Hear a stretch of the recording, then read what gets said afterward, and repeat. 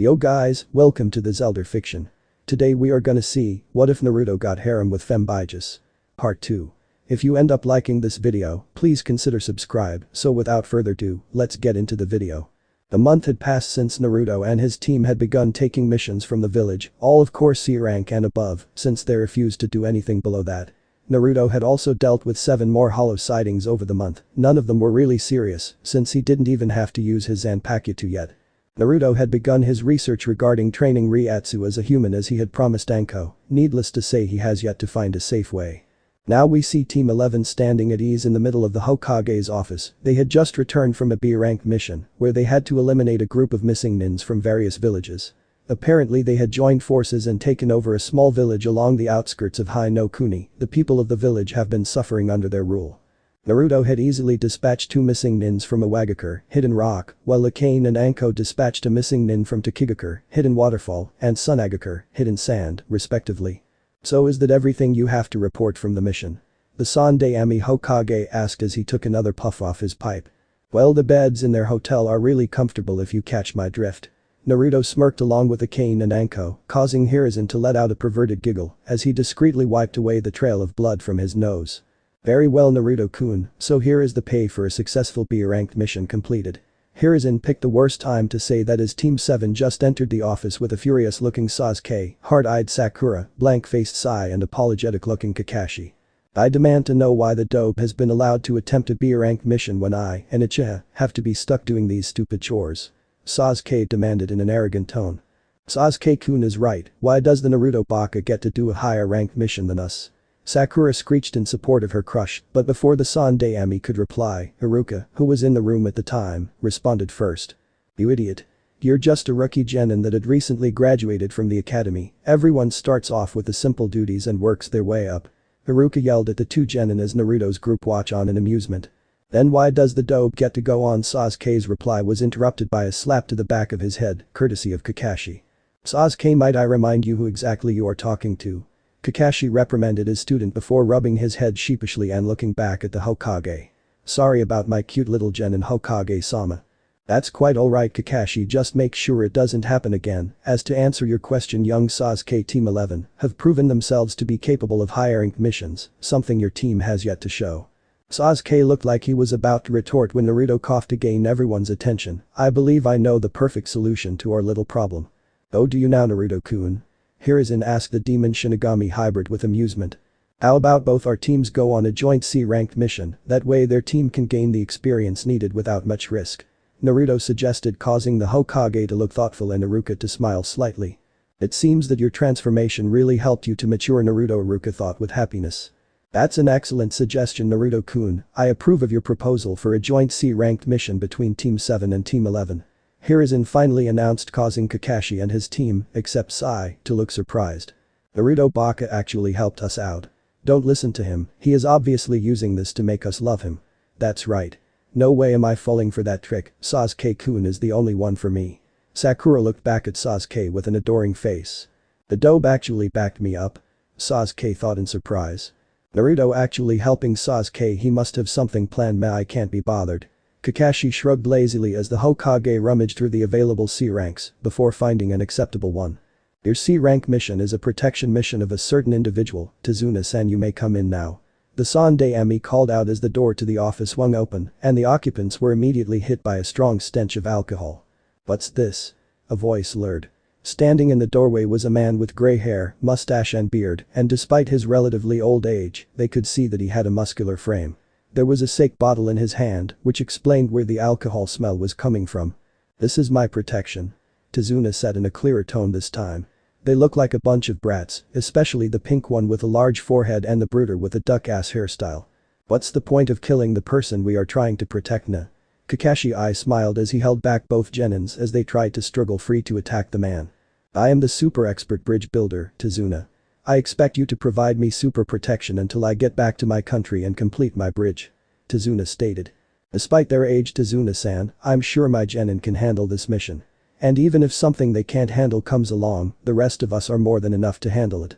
Kakashi told the bridge builder as the 2 insulted genins calmed down and settled for glaring at the man. I guess you're right, so when are we able to set out for my country? Tazuna asked.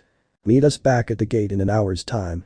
Kakashi replied before leaving the room with his team and Tazuna, leaving Team 11 in the room, along with Asande Ami and Iruka. Aren't you and your team going to prepare for the mission, Naruto-kun? Hiruzen looked curiously at the former Jinchuriki of the QB. Nah, we're already prepared for it. Naruto produced a storage scroll from a storage seal on his arm. This scroll contains the necessary materials and rations needed for a typical week-long C-ranked mission, and also money to buy more if the mission duration extends beyond that time frame. Oh, very smart of you, Naruto-kun, but why are you still in here? Hiruzen asked. Just wanted to tell you that we may run into hollows on this mission, so I was wondering. Naruto trailed off. Fine, you have tactical command of the mission once a hollow shows up. Hiruzen sighed as the demonic Shinigami smirked as he left with his team via shadow portal. An hour later at Konoha's gate. Azuna was standing at the gate along with Team 11 and were waiting for Team 7 to arrive. They didn't have to wait long as the genins of the team arrived a minute later. Yo. A lazy voice greeted as the group turned to the right simultaneously to see Kakashi leaning against a tree trunk, his face buried in his porn as usual. You weren't late. Sakura finished off in a softer voice in confusion before she pointed accusingly at him. Who are you, impostor, and what have you done with Kakashi-sensei? I'm not that bad, am I? Kakashi rubbed the back of his head sheepishly as everyone looked at him with a deadpan expression, which he promptly ignored. Right, let's get moving.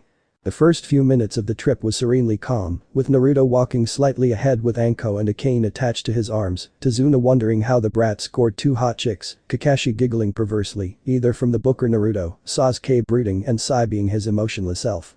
That is until their resident pink-haired harpy, who had been hounding the self-proclaimed emo king, decided to ruin it with her voice. Tazuna-san. Sakura began hesitantly, prompting the bridge builder to turn and look at her over his shoulder. What is it, girl? Tazuna replied but was inwardly thinking. I think it's a girl, maybe. You're from Nami no Kuni, land of waves, right? Sakura asked. That's right, what about it? Tazuna answered, but the pink-haired girl had already turned to face her teacher. Kakashi-sensei. Do they have shinobi in that country too? Sakura asked. No, not in Nami no Kuni, but in most other countries the culture and customs may be different, but hidden villages exist, and so do ninjas. Kakashi looked at her lazily with his eye, but was mentally sighing as his student was taking time away from reading his precious. To the many countries of the continent, the existence of a shinobi village means military power. This is how they hold and maintain advantages over each other, but it's not that the villages rule the countries, they merely stand equally with the country's government. A small island country like Nami no Kuni doesn't receive much interference from the larger countries and does not need a shinobi village. Within the many shinobi villages, Konoha, Kiri, Kumo, Suna and Iwa are the largest and most powerful, commonly referred to as the 5 great shinobi villages. And these are the only villages whose leader receives the name Kage, Shadow. Kakashi had launched into an explanation that everyone was listening to. The 5 Kages are the Hokage, Fire Shadow, Mizukage, Water Shadow, Raikage, Lightning Shadow, Kizukage, Wind Shadow, and Tsuchikage, Stone Shadow. They reign over the thousands of ninja in the world. Wow. Hokage-sama is the best. Sakura squealed, but her inner self disagreed. That lame geezer is that incredible. Sounds fishy, I bet Sasuke-kun could kick his ass. However, you guys don't have to worry. There won't be any ninja combat on a C-ranked mission. Kakashi ruffled Sakura's hair reassuringly. Then, we won't come into contact with any foreign ninjas? Sakura asked with a mental sigh of relief. Haha, of course not. Kakashi chuckled in reply, but missed the slight flinch and nervous look Tazuna had, but Naruto spotted it and frowned slightly. The group walked on in relative silence with a few whispers of conversation until they approached a puddle in the middle of the road. Naruto, Kakashi, Anko and Akane instantly recognized it as a genjutsu. Anko and Akane smirked when they saw that a devious grin had stretched itself across the whiskered blonde's face, while Kakashi lifted an eyebrow but decided to just watch the show. Naruto slowly began to gather Ryatsu into his left palm and it formed a small blue orb that was barely visible. Pad number 33. Sankatsui. Blue fire crashed down. Naruto whispered as a blue beam of fire blasted into the puddle as he walked past, causing 2 figures to emerge from it screaming as they rolled on the ground trying to extinguish the flames. You bastard. One of them shouted after the pair had righted themselves after successfully extinguishing the blue flames that had burned their clothes. Gozu and Maizu, the Oni Kimdai, demon brothers, missing nins from Kurigakur no Sado. Anko said as she recognized the pair. Our reputation seems to precede us, Maizu. Gozu chuckled. That is, has Gozu, but if you know of us then you must know of our combat speciality. Maizu smirked under his mask as he jingled the shuriken chain linked to each of their gauntlets. Before anyone could move, Naruto had disappeared from the spot and emerged behind the duo and sheathed his katana. Hiroryu no Tsume. Black Dragon's Claw, Naruto whispered as a resounding click sounded through the area and the chain was sliced in two. Sasuke fumed that the dobe had been able to spot the game jutsu when he didn't, Sakura fumed because Sasuke was upset, Kakashi had a smile under his mask at his sensei's son's abilities, and Tazuna had a gobsmacked expression. Bakain had quickly taken the opportunity to deliver lightning-fast blows to two missing nins' necks, which knocked both of them out. Well done team. Anko declared proudly with a smirk as Naruto helped Bakain tie the demon brothers to a tree. I wish I could say the same for you guys, only Sai managed to figure out that the puddle was a game jutsu. You just had to use some common sense, there shouldn't be a puddle when the weather has been sunny. Kakashi berated his team causing Sasuke to sneer and turn away, and Sakura went to try and comfort the emo king. Good job in taking their advantage out Naruto, but I had hoped to figure out who their target was. Kakashi Naruto shook his head sadly and pointed at a grinning Anko, who was licking a kunai as she approached the two still unconscious and tied up shinobi. Oh right, Kakashi deadpanned as he remembered that Anko was part of the torture and interrogation department. Anko grinned as she cut one of them free and dragged him off into the forest. Kakashi pitied the poor chunin as he heard cries of pain coming from their direction. All done, they were working with Mamachi's abusa to kill the old drunk. Anko jerked her thumb in the direction of a nervously sweating Tazuna. Interesting, do you have anything to add to that, Tazuna-san? Kakashi asked the bridge builder. Alright, the truth is that I lied about the mission, but I had no choice. Wave had been taken over by a corporate tyrant known as Gatu, he controls all the shipping lanes around Nami no Kuni now. His thugs run rampant over our entire country doing whatever they please, and our economy has suffered greatly. The bridge I am building is our only way to break free from his tyranny, and the only protection mission we could afford was a C rank. Tazuna explained. Well, that's sad and all, but if it was known that there would be ninjas after you, this would have been a B rank, and a proper squad of ninjas would have been sent. As of now, we are operating outside our duties. Kakashi told him. We're not ready for this kind of mission. Let's quit so Hokage-sama can send a proper team to accomplish the mission. Sakura added since she was terrified at the prospect of fighting enemy ninjas.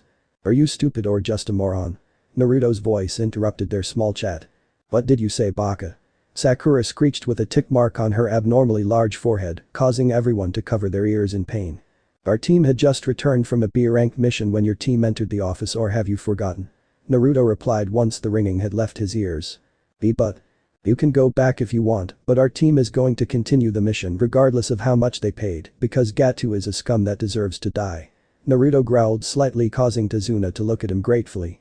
I agree with the dope, and uchiha such as myself will not back down from a mission. Sasuke grunted with a voice filled with arrogance, causing everyone except Sakura to roll their eyes. Whatever you say, team bastard, we should get going while the coward can stay with the two prisoners until Leaf Shinobi come to get them. Naruto directed his gaze at Sakura. No, I'm not a coward, I will show Sasuke-kun my strength. Sakura thought to herself before shaking her head and informing the group that she will continue with the mission as well. So isn't this Gatu one of the world's wealthiest people and owns Gatu Company? Kakashi asked offhandedly as they walked. Yes, officially he runs a large shipping company, but secretly he sells drugs and other illegal items while using ninjas and gang members to take over businesses and countries. He is a very nasty man. It was about a year ago when he set his eyes on Nami no Kuni. Through money and violence, he quickly took control of the country's shipping industry. Gatu now has a monopoly on all business traffic in the country, the only thing he has to fear now is the completion of the bridge. Tazuna replied with a sigh. I see, since you're the one building the bridge, you're in his way. Sakura deduced with her oh-so-large brain, causing everyone to roll their eyes. Do you think? Naruto responded sarcastically.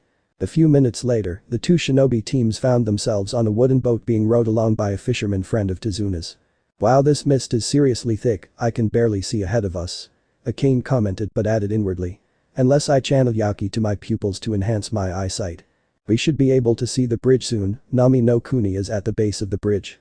The fisherman stated as the group was just able to make out a blurred image past the mist. That's a big bridge, Naruto whistled in awe at the sheer magnitude of the stone bridge that had just came into view. Wow. It's huge. Sakura screamed. Hey, be quiet. Why do you think we're hiding in the mist and not using the engine? We'll be in deep trouble if Gatu's thugs find us. The fisherman whispered harshly, causing Sakura to slap her hands over her mouth in embarrassment. Hey, this is the end of the line for me, I wish you good luck in your efforts, Tazuna and Shinobi Sans. The fisherman said as they alighted before rowing back the way they came. Hey, you guys actually got me back to my country safely. Tazuna sighed in relief as they continued walking, though Kakashi and Naruto were thinking about something. If we get attacked again, it will surely be a Jounin ranked ninja and not a Chunin ranked one, Kakashi thought gloomily, since that meant he wouldn't be able to read his uchiha. My enhanced sense of smell can pick up two distinct scents, one smells like iron and blood, while the other smells like ice and snow. Naruto thought as he took discreet sniffs of the air that was only noticed by Akane and Anko. Naruto suddenly flung a kunai straight into some bushes off to the side of the road. Everyone tensed as he walked over slowly and revealed that it was just a white-colored rabbit. Naruto baka. Stop scaring us. And look what you did to the poor rabbit. Sakura screeched as she held the shocked rabbit to her underdeveloped chest. That was a snow rabbit, its fur changes color depending on the amount of sunlight, white is for during the winter, so that means this is a rabbit that had been bred indoors for the purpose of Kawarimi no Jutsu, body switch technique. So the enemy is already here. Kakashi glanced around wearily as Naruto, Akane and Anko seemed to have come to the same conclusion. Everybody get down now. Kakashi shouted as he pushed Sakura and Sai to the ground while Sasuke pushed Tazuna down. Naruto merely drew his katana in a flash and deflected the huge cleaver-like sword into another tree trunk where a figure landed on the sword's handle. The figure was a muscular man with pale skin, short spiky black hair, brown eyes, and small eyebrows. The lower half of his face was covered with white bandages like a mask. He was bare-chested except for a simple sword holster over his chest. He wore pinstriped pants and matching mimetic wrist warmers and leg warmers. Mamachi's Abusa, the Kurigakure no Kijin, demon of the hidden mist. Naruto felt a grin stretch across his face at the prospect of fighting such a well-known master of Kinjutsu to test himself. I'm flattered that you know me, but I'm afraid the only people I know from your little group would be Sharingan no Kakashi, Kakashi of the Sharingan. Zabuza chuckled, but he was thinking differently. This kid was able to deflect my blade with just a katana. He must either be freakishly strong or an expert swordsman or both. Where are my manners, Uzumaki Naruto, at your service. Naruto bowed dramatically before turning to Akane. Sorry Akane-chan, but I call dibs on this guy. I've been itching to fight a swordsman of Zabuza's caliber for a while now. Akane pouted before smirking at him. You owe me for this. Sure, I'll make it up to you tonight. Naruto kissed her on the lips before drawing his katana again and pointing the tip at Zabuza. Yo, Mr. Demon of the Mist, let's find out right now who's the better demonic swordsman. I wanted to fight Kakashi, but my gut instincts tell me that you will be much more interesting to fight, but your flimsy katana won't be able to defeat my Kubikurumj, decapitating carving knife. Zabuza smirked under his bandages. I wouldn't go and underestimate the strength of my sword if I were you. Naruto smirked as well. Good point. Zabuza admitted before kicking off the tree trunk and grabbing his sword free of it at the same time before landing on the lake surface. Are you sure it's wise to let Naruto fight Zabuza on his own? Kakashi asked Anko, who was chewing on a dango skewer uncaringly. Man, Naruto-kun can handle himself in a fight with that jump. Anko replied with a shrug and grin. What did he mean by Sharingan no Kakashi? Sasuke thought as he glanced at his sensei in confusion, but his unasked question was answered the next second. Would you or your student mind if I use this to observe the fight? Kakashi lifted his slanted headband slightly. Go ahead, it's not like you will be able to copy any of my students' moves.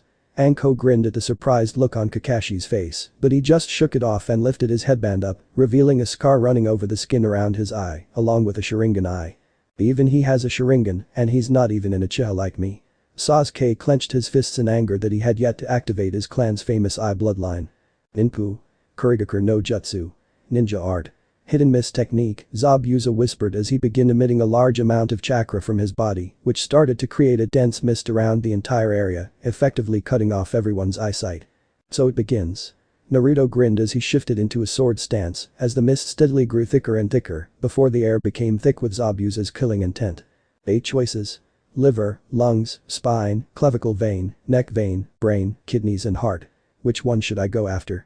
Zabuza used a technique to amplify his voice, which coupled with his impressive killing intent caused Sasuke, Sakura and Tazuna to start sweating in fear. What an incredibly dangerous Kai. It feels like I'll be killed if I make a single move, that's how heavy the air is right now. Experiencing this for a while is enough to drive a person crazy. The intensity of an opponent like him, it feels like my life is being squeezed. I can't take it, I'd almost rather die now and get it over with. Sasuke trembled as he slowly lifted his kunai to his neck.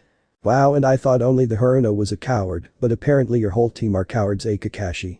Naruto chuckled as he pointed his katana at Sasuke. Looks like you really are an Imona. Don't worry Uchiha, while I may not like you in the least, I won't let you die. Yet. Naruto's words seemed to have shaken Sasuke out of his suicidal thoughts, and Kakashi shot him a grateful look, but Naruto had already returned to finding Zabuza. "We'll see about that." Zabuza shouted as he suddenly appeared in the middle of the genins of Team 7 and Tazuna and was about to swing his Zanbatsu when Naruto's form appeared in front of him and slashed through his body. "Bushin, water clone," Naruto whispered as the body in front of him burst into water before he switched his katana to his left hand and blocked a side swing of Zabuza's blade.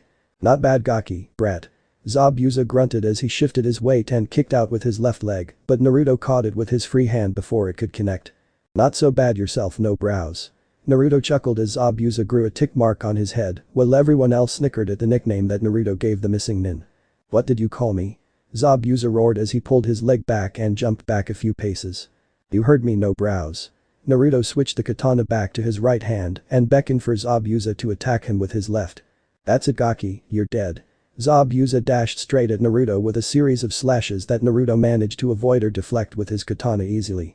Naruto grinned as this was exactly the kind of sword battle he had been looking for. He blocked a right swing and slammed a palm into Zabuza's chest. Zabuza stumbled back a few steps and coughed but recovered in time to use Kubikirabjm to block a vicious combination of attacks from the blonde he was fighting. Zabuza parried a strike before bringing his huge blade above his head and slammed it down onto Naruto, who managed to block the blow but grunted at the amount of strength it took. Zabuza grinned underneath his bandages as he drew his leg back and kicked Naruto straight in the stomach since both his arms were occupied with blocking his blade. Naruto's eyes widened slightly before he vanished in a column of smoke, causing Zabuza to pitch forward slightly due to the lack of resistance under his sword suddenly. Zabuza quickly pulled his sword back and looked around for his opponent when a dark chuckle escaped from the surroundings. 8 choices. Liver, lungs, spine, clavicle vein, neck vein, brain, kidneys and heart. Which one should I go after? Naruto imitated Zabuza with his demonic voice whilst releasing his own killing intent. Does that sound familiar, Zabu-chan? Zabuza gritted his teeth as he tried to pinpoint the so-called genin that could match his strength, and his eyes widened as he snapped his head up to see a descending Naruto. Hiroryu no Kumka. Black Dragon's Descent. Naruto used the momentum of his fall to power his attack and unsheathed his katana at the last moment, impacting directly against the flat of Kubikirabjm. Zabuza was thrown backwards by the force of the blow. He stabbed his blade into the ground to prevent himself from flying any further and pulled himself upright. "That's a pretty good attack kid, now try mine." Suiton. Mizukamakiri. Water Release. Rising Water Slicer. Zabuza channeled his water affinity into his blade before pulling it out of the ground in an arc in Naruto's direction. A fast jet of water shot straight through the ground directly at Naruto. The jet was so strong that it literally split the ground it traveled along. Naruto quickly leapt directly up into the air, but it appeared to be part of Zabuza's plan as he had finished forming several hand seals. Suiton. Suryuiden no Jutsu. Water Release. Water Dragon Projectile Technique. Zabuza shouted as the water in the nearby lake started forming into a giant water dragon that roared once before shooting straight at Naruto. Naruto cursed as he didn't have enough time to counter with a high enough spell since it needed incantation, so he sighed. "Looks like I have to reveal you sooner than I thought," Naruto mused as he held his katana straight in front of him and started concentrating on his Ryatsu. Kureami Karanukadasu, Kage. Emerge from darkness, Shadow Emperor. Naruto whispered as his katana turned completely black in color before he stabbed himself with it, earning gasps from everyone in the area. However, instead of piercing him like it should, the black katana seemed to sink into his body. Zabuza was startled when he saw the kid stab himself after whispering something, but relaxed when he noticed that his water dragon had impacted into the kid. Water sprayed across the sky and rained back down to the earth, but no sign of Naruto could be seen. Everyone looked frantically around for the demonic Shinigami. "What's the matter? Did you lose something?" A demonic voice asked with amusement as everyone's head snapped over to the voice and gasped when they saw Naruto, who looked much more different than normal. Naruto was now completely shrouded in shadows, so that only his outline remained along with a pair of glowing amethyst eyes. "What the funk?" Zabuza eloquently expressed what was on everyone's mind. "I see you noticed my new look." Naruto grinned, but you couldn't see it, causing everyone to give him a deadpan look. "Technically you are my enemy, so why should I be revealing anything to you? Let's just say this is a special ability of my sword, now let's get wild." Naruto dashed towards Zabuza with his hands held outward and 2 shadow katanas materialized within his grasp and he swung them both at Zabuza, who caught both blows with his larger sword. Naruto smirked as several sharp tendrils erupted from his shadow on the ground and attempted to impale Zabuza, but he managed to leap back in time. "What the hell is this kid?" Zabuza thought mentally as he swung his huge butcher knife again and again, repeatedly hacking apart the shadow tendrils that jazzed after him, but they just kept regrowing. Naruto vanished in a blur of speed and appeared in front of a panting Zabuza and punched him into a tree with a large shadow fist. "What the hell are you?" Zabuza coughed out blood that stained his facial bandages red as he lay injured against the base of the tree. "Me? I'm your death." Naruto formed a shadow spear in his hand and was about to plunge it into Zabuza's heart when two senbon came flying out of the tree and piercing Zabuza in the neck, he stiffened for a moment before slumping down. "Sorry, that would be me." A surprisingly soft voice said as a hunter nin with a Kurigakure symbol on his mask emerged from the forest. "I thank you for your assistance, Shinobi-san, I have been tracking him down for quite a while." "You are a Kurigakure hunter nin," Naruto stated simply as he released his Shikai, initial release, and bent down to check Zabuza for a pulse.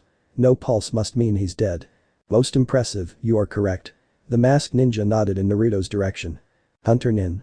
Sakura voiced aloud, having found her voice again. "Yes, my duty is to hunt down missing nins, I'm a member of the Kurigakure hunter nin forces." The masked ninja replied before vanishing in a swirl of leaves and landed beside Naruto next to Zabuza's dead body. "In this world, there exists people younger than you but stronger than me," Kakashi said wisely to Sakura, who looked confused at the young hunter nin. "Their battle is now over. And now, if you will excuse me, I have to dispose of this body since it has many secrets that I cannot let fall into enemy hands. Farewell." The hunter nin placed Zabuza's arm over his shoulder and vanished in a swirl of leaves. There was something fishy about that hunter nin, she was the one that smelled like ice and snow, but why only come out after the battle is almost done? Naruto mused to himself before realizing everyone was looking at him. "What? What do you mean what? How come you never told me your sword could pull some cool ass shit like that?" Anko poked his chest repeatedly. It slipped my mind." Naruto offered lamely, causing Kakashi to give him a thumbs up and Anko and Akane to face a fault at the lame excuse.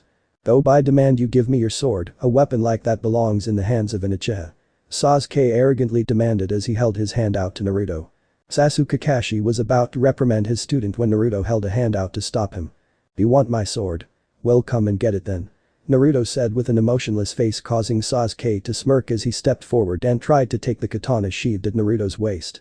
Before he could even touch the handle, a spike of shadow shot out of the handle and impaled Sasuke's palm, causing him to let loose a girly scream.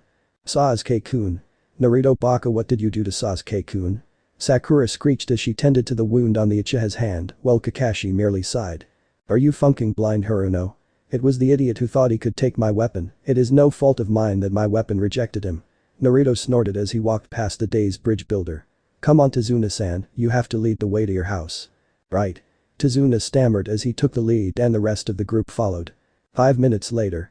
Tsunami heard the rhythmic knocking on the front door and placed the last dish away before wiping her hands on a cloth. She unlocked the door and opened it to be greeted to the sight of her father and several strangers.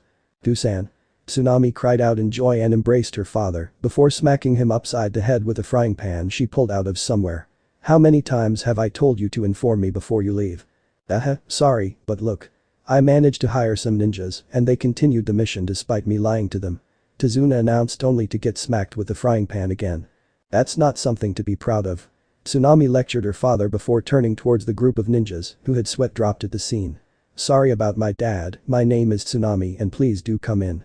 Everyone had settled down in the living room soon after. Tsunami was busy in the kitchen cooking dinner, so they were free to converse. "Kakashi-sensei, who was that masked kid?" Sakura asked. "That's the mask worn by the Kurigakure Special Hunter Nin forces. They are also known as body erasers, their duty is to completely dispose of the body without a trace. Ninja bodies have many of their village's secrets hidden within them, information on different chakra types to herbs and other different things. For example, if I died, the secrets of the Sharingan could be revealed, and if you don't be careful, then there is always the chance that the enemy could gain something," Kakashi explained. "A ninja's body can reveal important information, so by killing and disposing of missing nins who have abandoned their village, the hunter nins protect the information from getting out, they are the specialists that guard the village secrets," Naruto added, but looked like he was thinking about something else. "That's right, no sound. No smell, that is a ninja's end," Kakashi finished solemnly. "So that Zabuza guy has been chopped up and disposed of. Scary." Sakura shivered as the image of a pile of body parts appeared in her mind. Elsewhere. Somewhere else in the forest, the masked hunter nin was kneeling beside the still body of Zabuza. Kyuubix was stabbed into the ground beside his head. First I'll cut the bandages around his face, drain some blood, and the masked ninja reached for a pair of scissors and was about to snip the bandages of when Zabuza jerked upright and caught her hand. That's alright, I'll do it myself. Zabuza gasped out. Oh, you've come back to life already? The masked ninja seemed surprised. Damn, you sure are rough. Zabuza commented as he pulled the senbon out of his neck forcefully, each tug accompanied by a squirt of blood.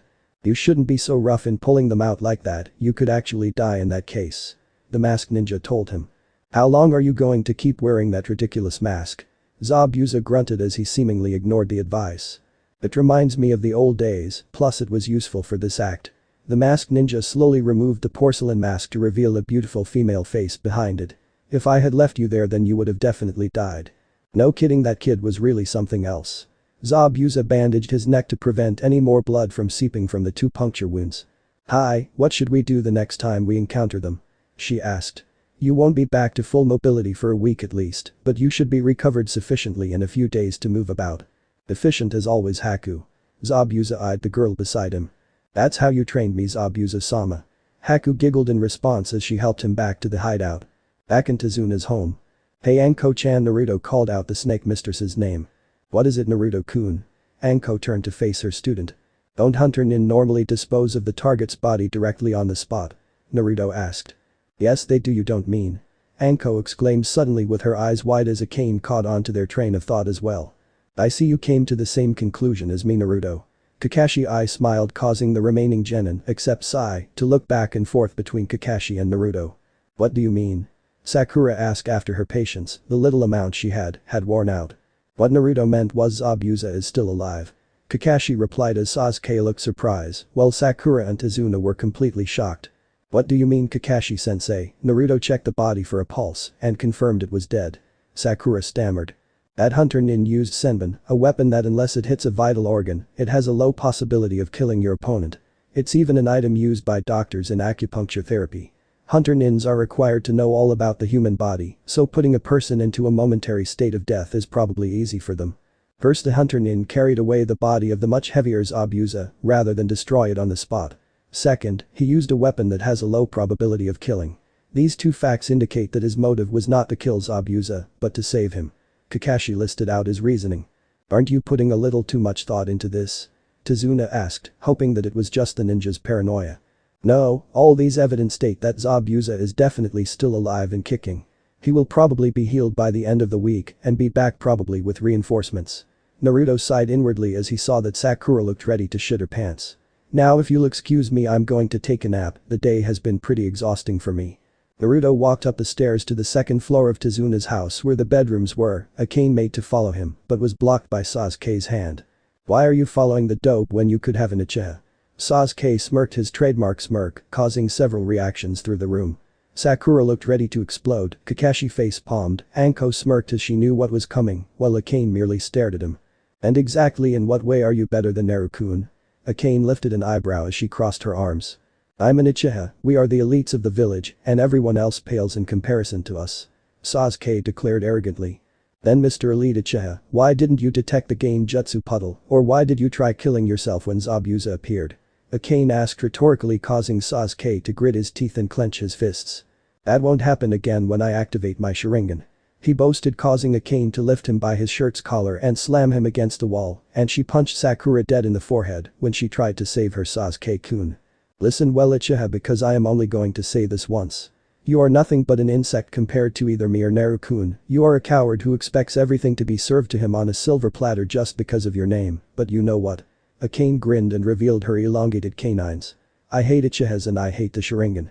But that said, Akane slammed him against the wall once more and then tossed him on top of his number 1 fangirl before climbing up the stairs.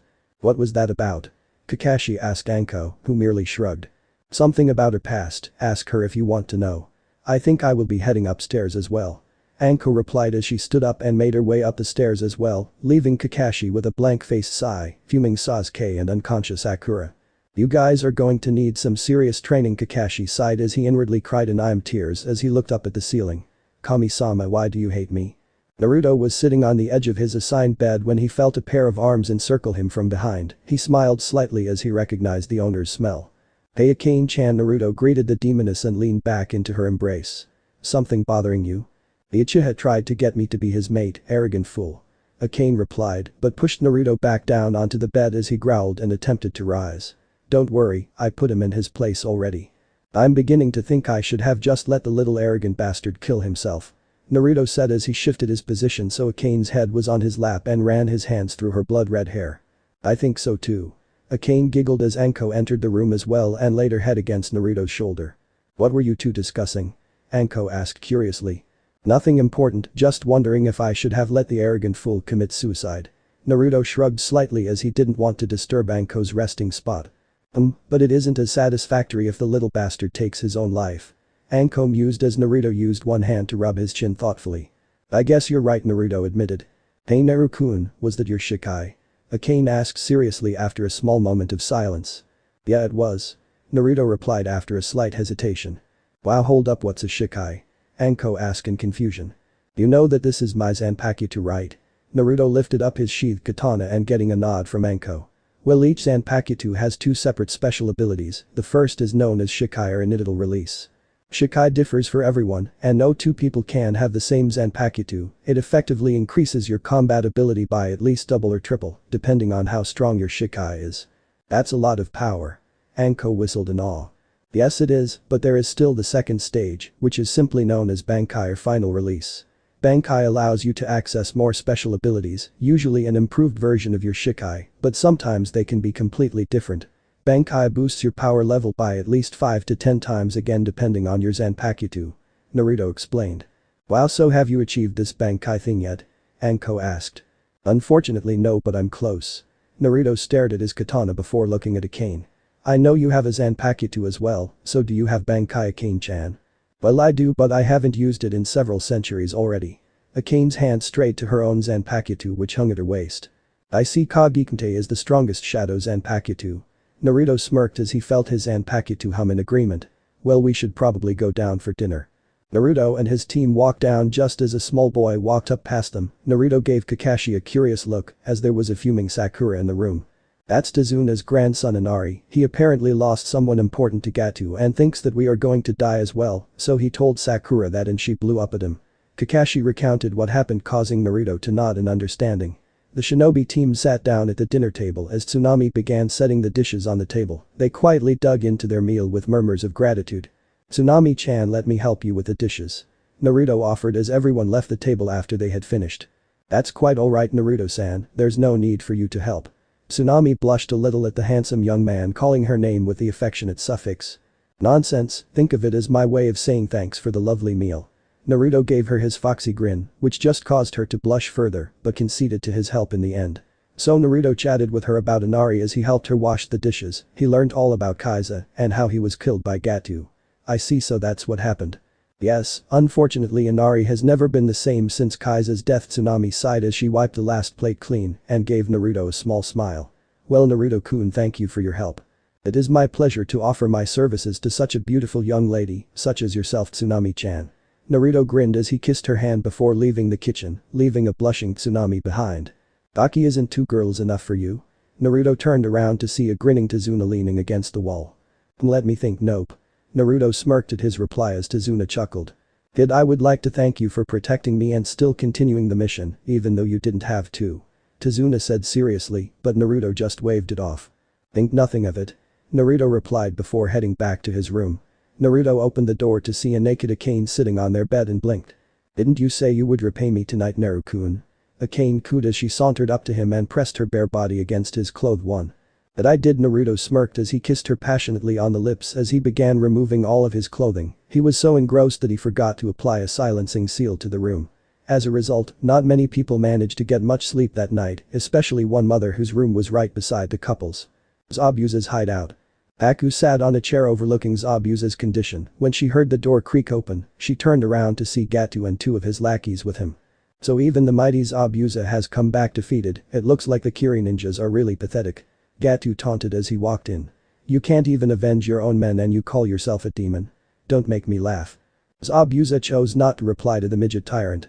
Hey you, reply when I'm talking to you.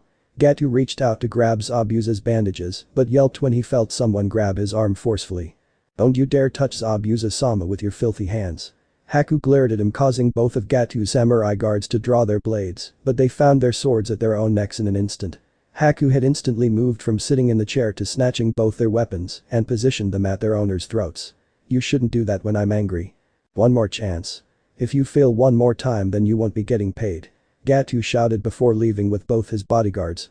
Aku, you didn't have to do that, Zabuza murmured as he revealed that he had a kunai in his hand the entire time.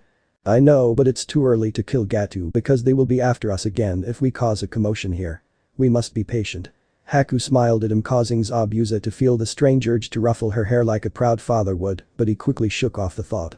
Yeah, you're right. Zabuza drifted back to sleep. Sunlight streamed through the gap between the curtains covering the window and onto the sleeping whiskered face of Naruto, who groaned as he opened his eyes and squinted at the window. Hunking sun, I swear one day I will find a way to cover it in shadows. Naruto swore in his thoughts and tried to get up but felt a weight on his chest. He looked down and saw a cane on his chest before remembering the night's events. Oh right, haha. The cane-chan, wake up. Naruto shook the slumbering demon slightly by the shoulder but just received a mumbled response that he couldn't make out. Time to wake up, cane-chan. 5 more minutes, cane muttered and snuggled closer to Naruto, causing him to chuckle slightly. As much as I love doing nothing but lying in bed with you, we have to get down to the table for breakfast. Naruto whispered into her ear, earning a pleasant shiver from the redeed. Fine. Cane sighed as she rolled of his body, causing the sheets to fall to the floor, revealing that they were both naked underneath it. Naruto gave her a quick kiss on the lips as he passed her on his way to the shower. He took a quick bath before donning a fresh set of clothes and exiting, so Cane could have her turn. Naruto and Cane came down the stairs and entered the kitchen to find that everyone was seated at the table already. Everyone turned to look at them and went through different reactions. Sai stared at them blankly, Sakura blushed and glanced between them and Sasuke sneered before shivering at the glances, Kakashi smiled with a perverted giggle, Inari looked at them confused before turning away, Tazuna glanced at them, Tsunami blushed and suffered a nosebleed. Had fun last night, you two? Kakashi asked with an unseen grin underneath his mask. Definitely better than any you ever had. Cane smirked in response. Why wasn't I invited? It could have been a threesome. Anko exclaimed with a pout, causing even more reactions to pass throughout the room. Sai and Inari still looked uncaring, Sasuke flushed slightly, Sakura looked ready to faint, Kakashi had dropped his porn with a wide eye and bloody nose, Tazuna spat out his tea onto Sakura's face, and Tsunami shot back from a nosebleed. Sorry Anko-chan, last night was for Cane-chan only. Naruto chuckled, and the duo sat down with the rest of them and tucked into their breakfast as Sakura used a napkin to wipe off the tea on her forehead. Alright team, now that we know we are going against Zabuza again, I guess it's time for more training. Kakashi drawled lazily as he addressed his team after breakfast, with Team 11 standing nearby. Oh no, Kakashi-sensei, what kind of training will we be doing? Sakura asked in curiosity, while Sasuke was just glad to be learning something new so he can go obsess over his brother some more. I don't want to ruin the surprise, so follow me, we're going out into the woods. Kakashi smiled as he led his team out of the house with a curious Team 11 in tow. What do you think Kakashi is going to teach them? Naruto asked as he walked with Cane and Anko on either side of him. Well, Kakashi is a formidable jounin, Anko mused as they finally stopped in a small clearing where Kakashi turned around and looked at his team. The training will be. Kakashi paused as almost everyone leaned in slightly in anticipation. Climbing trees. Team 11 all face vaulted while Team 7 merely looked at their teacher in confusion. Team 11 recovered in an instant and sighed simultaneously. I know you said he was lazy and all, but seriously this is just wow. Naruto deadpanned at Anko. I know. Anko's sweat dropped. His laziness knows no bounds. Cane shook her head in exasperation. Kakashi-sensei, we already know how to climb trees. Sakura finally pointed out, but Kakashi just smiled at her. I wasn't finished. You are going to climb trees without your hands. Kakashi chuckled inwardly at the flabbergasted looks that 2 of his genin were sending him. Isn't that impossible, sensei? Sakura asked. There is no such thing as impossible in a ninja's dictionary, Sakura. Now does everyone here know what is chakra? Kakashi nodded satisfactory as his team answered in the affirmative. Good, now watch closely. Team 7 watched with mouths agape as their sensei walked up to a tree before placing a foot on the tree trunk and continued walking straight up the tree as if it was the ground itself until he hung upside down on a branch. Show off, Anko muttered as she watched. This is known as the tree climbing exercise, and the point of it is to teach you better chakra control, since the bottom of your feet is the hardest place to channel your chakra. Kakashi explained before walking back down the tree and onto the ground. What is the point of this exercise? I already can use my chakra to perform jutsus. Sasuke said arrogantly, earning a squeal from Sakura and sighs from everyone else, yes, even Sai. Chakra control is as important as knowing how to perform jutsus, because without proper chakra control, you wouldn't be able to perform higher rank techniques as they would drain too much chakra.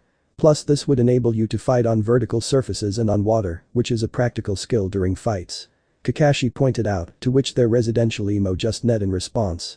Kakashi threw 3 kunai, and 1 landed in front of each of his genin.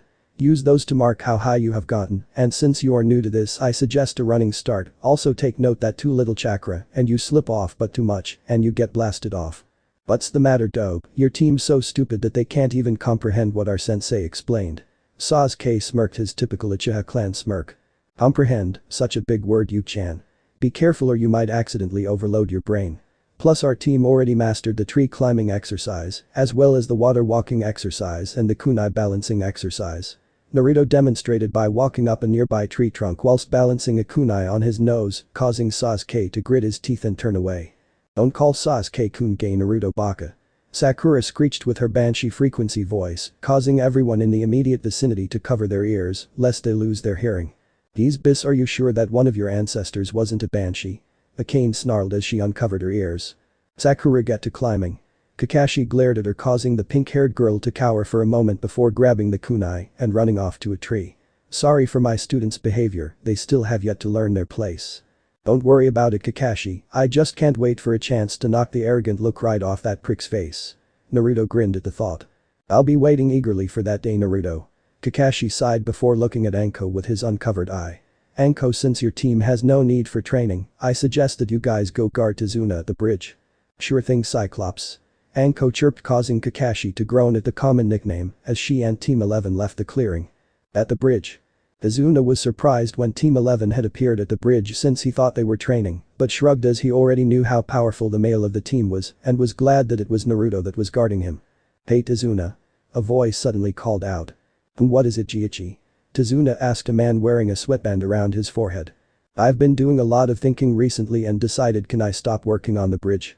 Jiichi replied with a sigh. Why is that? Not you too. Tazuna shouted in shock. Tazuna, I'm sorry, but we've been close to finishing for the past week. I really want to help you finish the bridge, but I fear that if we continue Gato will come after us. And if you get killed, then what's the point? Jiichi said before looking Tazuna right in the eyes. Why don't we quit building the bridge? Team 11 remained silent as they witnessed the exchange between Tazuna and his worker, choosing not to interfere since this was not part of their mission. I can't do that because this bridge is our bridge, this is the bridge we started building together, believing it would bring resources into our poor country. Tazuna replied firmly. But if we lose our lives? Jiichi tried to counter but felt a hand on his shoulder. He turned around to see that Naruto was behind him. Go ahead, take the coward's way out. I heard from Tsunami about Kaiza and how he risked his life over and over again, just for the betterment of this country. Naruto's voice held a cold tone to it.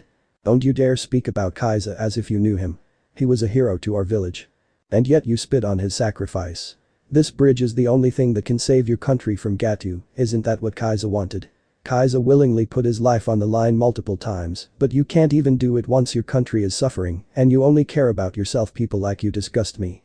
Naruto growled, causing Jiichi to look down and clench his fists in shame. You're right, how can I face my family and friends if I can't even Tazuna? I'm continuing to work on the bridge. Jiichi shouted before running back to the other workers with a renewed vigor.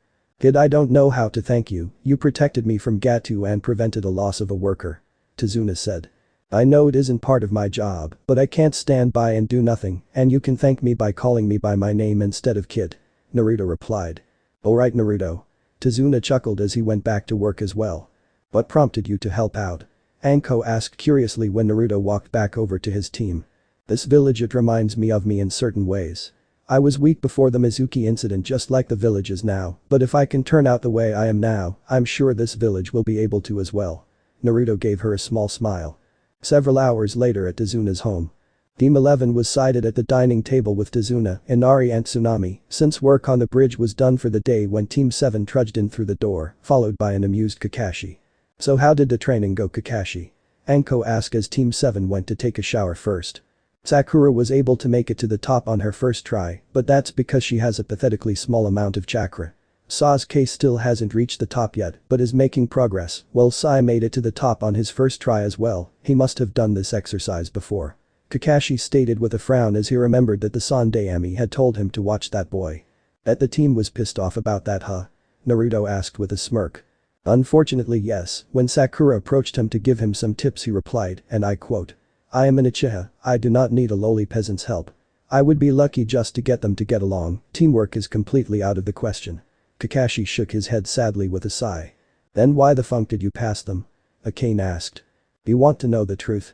I didn't want to pass them, but the elders and civilian council threatened me with insubordination if I didn't comply with their wishes and pass the uchiha.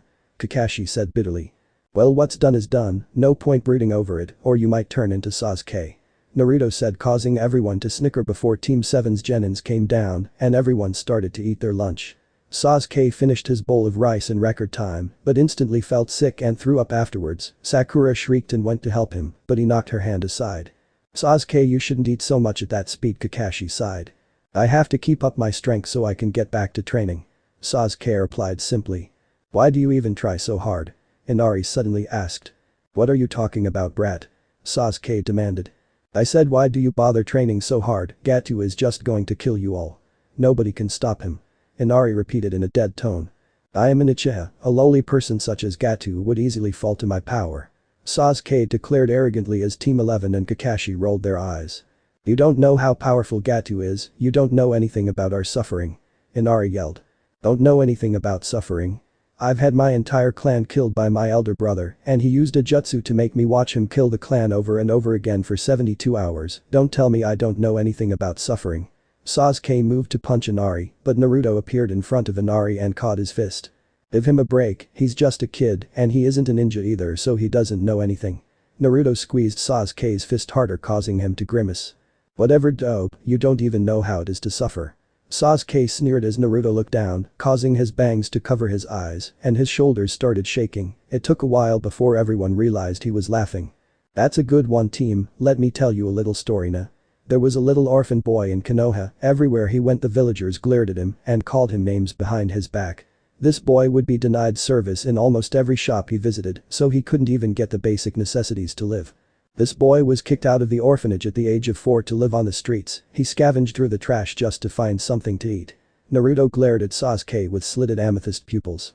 That wasn't all, the villagers gathered on his birthday every year to hunt him down and beat him until he was near death. The boy went to attend the ninja academy because he believed that if he was a ninja, then everyone would acknowledge him. Instead, all but one of the instructors sabotaged his grades and training. Guess who that boy was? It was me. Naruto snarled at Sasuke, who had started shaking under the killing intent being released by Naruto. At least you knew what it was like to have a loving family, I would have killed just to spend a day knowing what it was like. So don't you dare claim that I don't know suffering, uchiha, because I bet you wouldn't even survive a week in my childhood. Naruto spat in his face before dumping him on the ground unceremoniously and heading out the door. Oh dear Kami, was everything he said true? Tsunami whispered with tears in her eyes.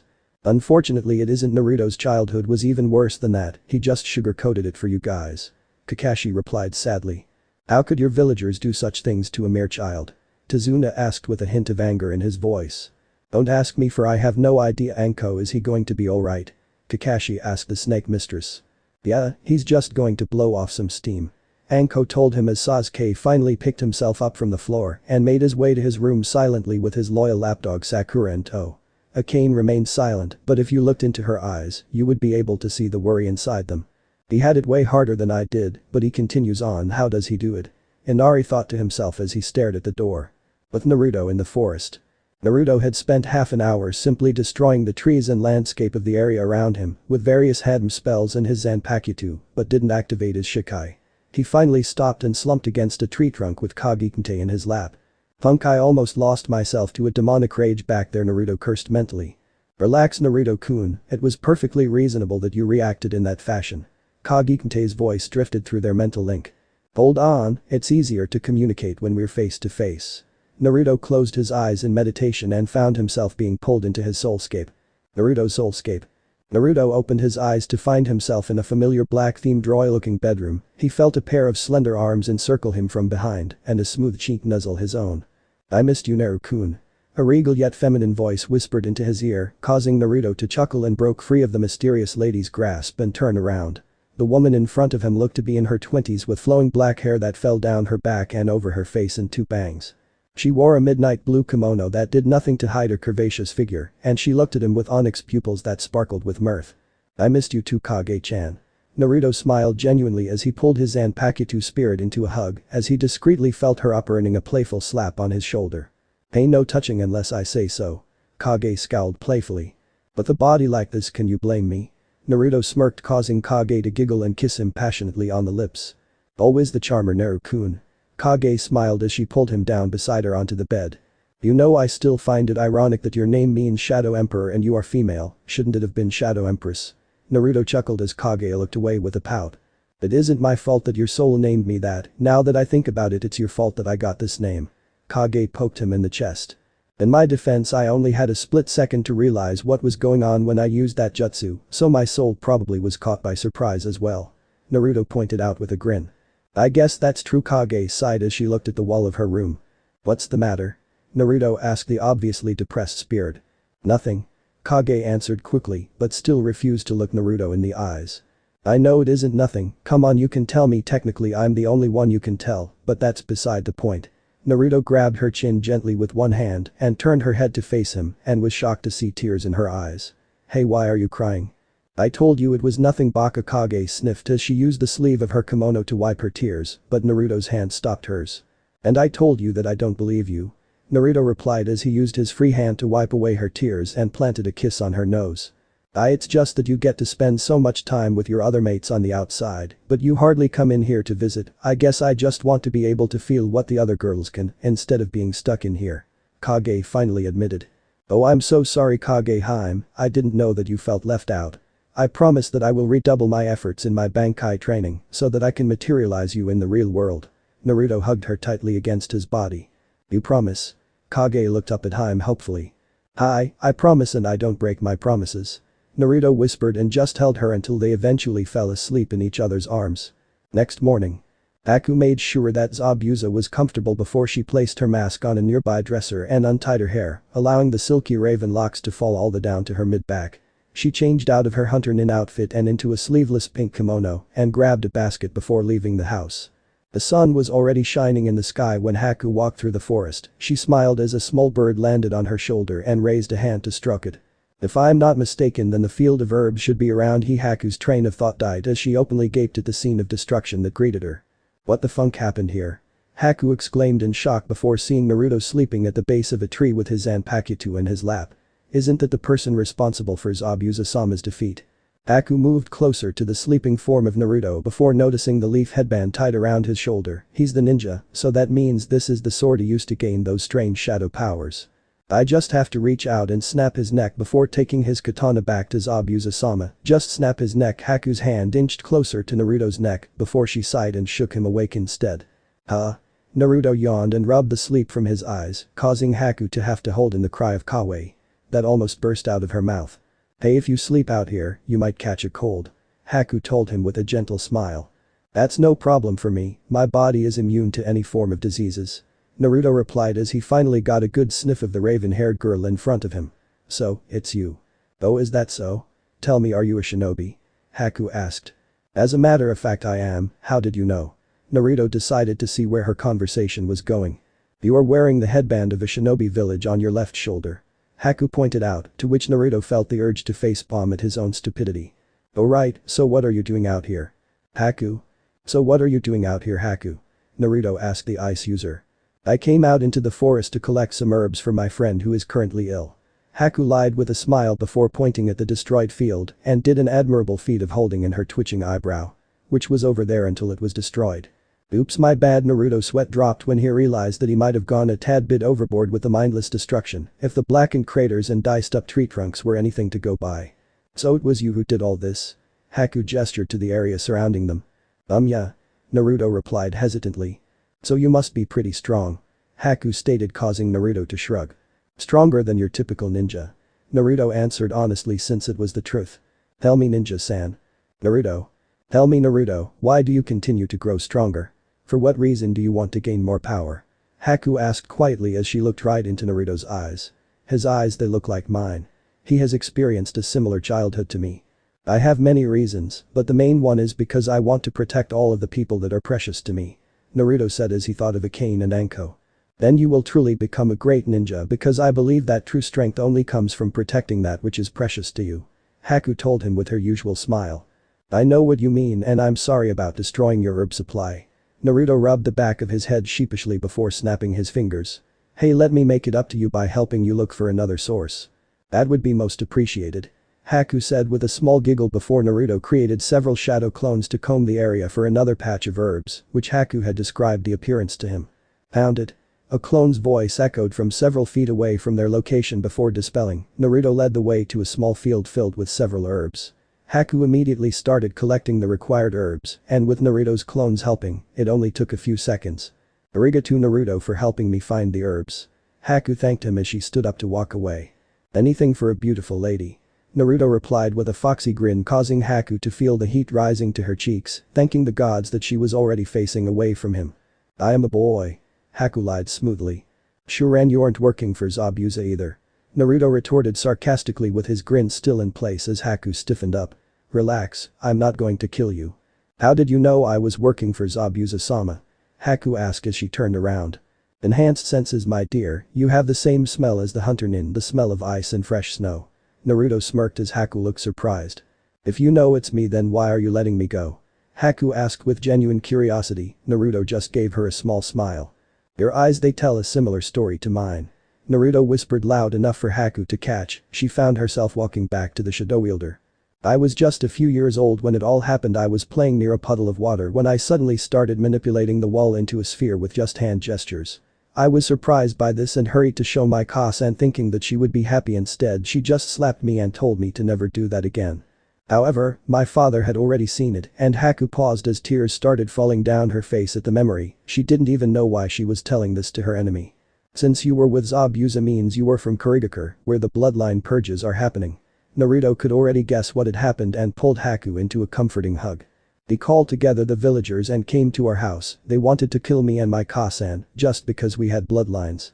Kage-san tried to protect me, but she was killed. I covered my head and screamed. The next thing I saw was the entire mob impaled on gigantic ice spikes. Haku had unconsciously snuggled deeper into Naruto's embrace as she retold her childhood. Her tears finally stopped. I quickly ran out of the house as fast and as far away as possible, but I eventually collapsed due to exhaustion. I didn't know what to do, my life had no purpose, but Zabuza-sama found me. He took me in and trained me. From then on my purpose was to serve Zabuza-sama as his loyal tool. I see, I guess it's only fair that I tell you about me. Naruto sighed as he scratched his chin. Let's see, where to begin.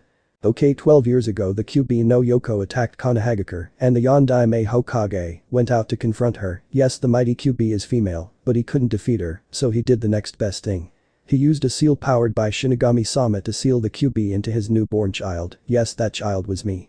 The retard wished that the village would see me as a hero for holding back the Kyuubi, but instead they treated me like I was the Kyuubi incarnate. Naruto growled as he began to leak killing intent, but Haku's gentle hug calmed him down. I was placed in an orphanage with no knowledge of who my parents were. The matrons there refused to let the other children near me, so I was alone in there until I was kicked out at the age of 4. That's terrible. Haku gasped in horror. That's not the end of it. I'm afraid I lived in a cardboard box for 2 years before the Shinigami realized it and gave me an apartment to stay in. I was denied service in almost every store I entered. As a result, I couldn't even get basic living necessities such as food and clothes. I saw how the populace respected ninjas, so I thought if I became one then they would accept me, but almost all the instructors at the academy kept sabotaging me. Mobs always gather on my birthday, which happens to be the anniversary of the Kyuubi's attack, and hunt me down before beating me mercilessly. Naruto had to use all his willpower to keep his rage in check. Didn't anyone bother to save you? Haku asked, her tone clearly showed that she was disgusted with the village. A few Anbu members and ninjas as well as the Shinigami, they are probably the reason I'm still here talking to you. Well, this year was the 3rd time I failed the Genin exam, but one of my instructors, Mizuki, told me that if I stole the Forbidden Scroll and learned a jutsu from it, then I will pass. I was an idiot back then and believed it. Basically, I ended up learning and using a jutsu that caused me to merge with Kyuubi's power as well as a piece of Shinigami-sama's soul. Naruto finally finished retelling his tale. You suffered through all that and you remain loyal to your village. Why? Haku asked. Who said that I was loyal? I only remained in the village because of several people, but I'm planning to leave the village when an opportunity arises. Naruto replied before a thought occurred to him. Wasn't Zabuza banished due to a failed assassination attempt on the Yondaime Mizukage? That's what he told me, why do you ask? Haku asked. I think I have a proposal for Zabuza that he would be most interested in. Naruto answered with a demonic grin stretched out across his face.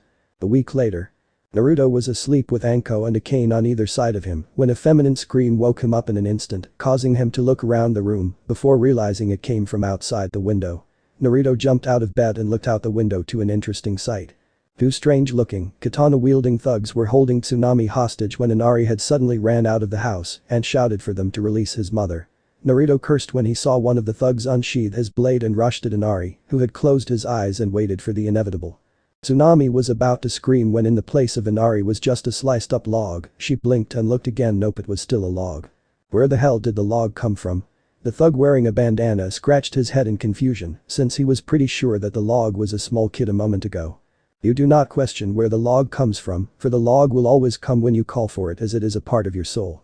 A voice replied sagely from behind them. They turned around to see Naruto standing there with a hand on a confused-looking Inari's head. "Naruto Nai-san." Inari exclaimed when he realized who his savior was before everyone there realized on very important fact.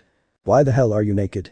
Three voices exclaimed loudly, the exception being Tsunami, since she was preoccupied with staring at Naruto's Kage with a ferocious blush. "I was sleeping in the nude when I was woken by the scream. You seriously expected me to put on some clothes when a life was in danger?" Naruto asked in disbelief as the two thugs tried to avert their eyes before he looked down at Inari, who was also averting his eyes. "What you did was very brave, Inari, just make sure next time you can actually defeat your opponent before rushing in." Naruto ruffled Inari's hair before sinking into a shadow portal, causing both thugs to snap to attention and scan the area cautiously. They let out simultaneous cries of pain as Naruto rose out of their shadows and impaled each of them on an arm. Naruto kicked both bodies of his arms with a wet squelching sound before washing his hands in a nearby water source. He would normally lick it off, but no need to mentally scar the kid. "Are you alright?" Naruto asked as he untied Tsunami. "Yeah." Tsunami stuttered with a massive blush still in place with only one thought going through her mind. 9 inches, 9 inches, 9 inches. "But now I need both of you to stay here, our team is going to head for the bridge to protect your father. Don't worry, I will leave a couple of clones to patrol the premises and guard you." Naruto stated with a grin before shadow walking back into the room to find that Anko and Akane were fully dressed already. "And here I thought I was the only one who liked to show off my body." Anko grinned and licked her lips as Naruto started pulling on his clothes. "Didn't take you to be a nudist, Naru-kun." Akane commented with an equally mischievous grin, causing Naruto's eyebrow to start twitching uncontrollably. "I am not a nudist. I didn't have enough time to put on my clothes since Inari's life was in immediate danger." Naruto yelled with a tick mark on his head. "Sure, I bet you just wanted to flash the milfna." Anko grinned perversely as Naruto flushed slightly. "Shut up." Naruto retorted as he finished changing and grabbed both his mates and disappeared into a shadow portal. At the bridge. Team 11 rose out of shadow and immediately heard the sounds of battle. Naruto saw that Kakashi was fighting against Zabuza, while Haku had Sasuke trapped inside a dome constructed out of ice mirrors. Haku hopped from mirror to mirror as she showered the onyx-eyed genin with a barrage of senbons. Initially he had been unable to even keep up with her speed, but he had activated his Sharingan mid-fight and suddenly started predicting her movements. Unfortunately for Sasuke, the wounds that were inflicted prior to his Sharingan's activation were weighing him down, which gave Haku plenty of opportunities to attack. As a result, the Uchiha now looked like a porcupine with senbon sticking out of his body in random places. Haku was growing bored before noticing that Naruto had finally arrived. He gave her a nod and she sighed in relief before knocking out Sasuke with a well-placed senbon to the neck. "Ouch, that's going to hurt in the morning." Naruto commented as he looked at Sasuke's prone, senbon-covered form before turning to face Haku, who had removed her mask. "So what did No Brows say?" "Zabuza-sama agreed to your proposition." Haku said with a small giggle at Naruto's name for the Zanbatsu-wielding missing nin. "I knew he would." Naruto paused when the sound of chirping birds filled the air and both of them turned around to see Zabuza pinned by several large dogs, with Kakashi holding a lightning-covered fist in front of him. "Aw shit, looks like I got to save his ass first." Kakashi glared at Zabuza with his uncovered Sharingan eye as he held his Rikiri, lightning blade, to the side. He was surprised when Zabuza merely looked at him with boredom. Kakashi was about to tell Zabuza about his crimes and if he would like to surrender as per shinobi protocol when Naruto emerged from a shadow portal in between them. "About damn time, where the hell were you, Gaki, brat?" Zabuza growled as Naruto ignored him and flicked several kunai in his direction and dispelled Kakashi's ninja dog summons. "Naruto, what are you doing?" Kakashi asked in shock as he released his technique. Naruto frowned for a second before a look of understanding crossed his face. "Oh right, I haven't told you yet. I made a deal with Zabuza a week back and he accepted it, so we're allies now." Naruto explained as Zabuza strapped Kubikurum to his back and walked over. "And what was it that you two made a deal about?" Kakashi asked as he pulled his headband back down over his eye. "That in exchange for leaving the old drunk alone, he will accompany me and Haku back to Kurigakure and help us kill the Mizukage." Zabuza answered as Kakashi's visible eye widened in shock. "Naruto, do you know what you had agreed to?" Kakashi exclaimed as the remaining members of Team 11 walked up along with Haku and Tazuna. "What's going on here? One moment you guys were fighting and the next you all are standing around chatting like old friends." Tazuna looked from Kakashi to Zabuza and finally Naruto. "I struck a deal with Zabuza that I go with him and Haku-chan to kick the Yondaime Mizukage's ass. In return they promised to leave your drunken ass alone." Naruto replied simply. "I take it that both of you knew what he was planning by the lack of any form of surprise or shock." Kakashi drawled as he looked at Anko and Akane. They nodded their heads in unison. "Naru-kun informed us immediately after he planned it," Akane said before Naruto suddenly perked up as a tapping sound was heard by everyone. "Well, as much as I enjoy standing around here chatting, it looks our conversation has to be put on hold." Naruto turned to look at the source and found Gato standing in front of a huge group of thugs tapping his cane against the bridge. "What's this? I knew that I shouldn't have trusted you, good thing I wasn't even planning on paying you in the first place." Gato sneered. "You little piece of shit." Zabuza grabbed the handle of Kubikurum, but Naruto grabbed his arm and prevented him from charging ahead. "Calm down, he's just riling you up," Naruto whispered in a serious tone. Zabuza took a deep breath and released his grip on the Zanbatsu. "Apparently your friend is smarter than you, he knows that there is no point in standing against the might of Gato. Kill all of them but leave the females, they can be our entertainment for tonight, right boys?" Gato asked with a lecherous smirk as the gathered thugs roared in approval before everyone suddenly felt a huge weight crushing them onto the bridge. The source of the force was none other than Naruto, who was glaring at Gato with slitted amethyst pupils that glowed with rage and power. "You made two mistakes right here, Gato. First, you never mention raping females in front of me. Second, you never, ever mention raping my mates in front of me. Now you shall pay the ultimate price." Naruto let a maniacal grin creep across his face as he drew his Zanpakuto and held it in front of him. "Kurama Karanukadasu, Kage. Emerge from darkness, Shadow Emperor." Naruto's blade turned black and he plunged it into himself once again, but this time there was no jutsu to prevent everyone from seeing what happened. Shinobi and hired thugs watched in awe as the blade of shadow sunk into his chest before starting to spread across his entire body. His entire body was encased in shadows in a matter of seconds. Gato watched in fear as two almond-shaped amethyst-colored eyes opened and glared right at him. Those eyes seemed to be able to stare right into his soul and burn it. I don't know what the funk you are, but whoever brings me that freak's head gets triple the payment." Gato shouted out suddenly as the thugs all cheered and surged forward, but 10 of them suddenly froze on the spot before forming a line between the shinobi group and the remaining thugs. "Our little group over here already knows that my ability in this form grants me the ability to manipulate shadows. They saw me turn shadows into spears and swords. Now let me introduce you scum to another technique I have recently learned, Kage Ninja no Jutsu. Shadow Puppeteer Technique." Naruto had both his hands held straight out in front of him with a line of shadow connecting each of his fingers to one of the thugs. "This allows me to control the people like a puppet master by using their own shadows. Alas, I can only control 10 people at a time with this." Everyone gaped at the abilities that Naruto's sword could give him, well, everyone except a certain pink-haired banshee, since she was too busy mourning over her dead love interest. "Talking time is over, slaughter time is now." Naruto roared as he manipulated the 10 thugs to start hacking away at their allies with whatever weapons they had in their hand. The citizens of Wave Country came at that moment and watched in confusion awe as the thugs continued fighting amongst themselves. Eventually the last of Naruto's puppet minions fell, leaving behind about roughly half of the initial army of hired thugs. "Looks like it's my turn now." Naruto chuckled darkly as he glided forward like a specter, with both hands held out to his sides. The shadows around him started gathering into his hands and formed into a pair of katanas.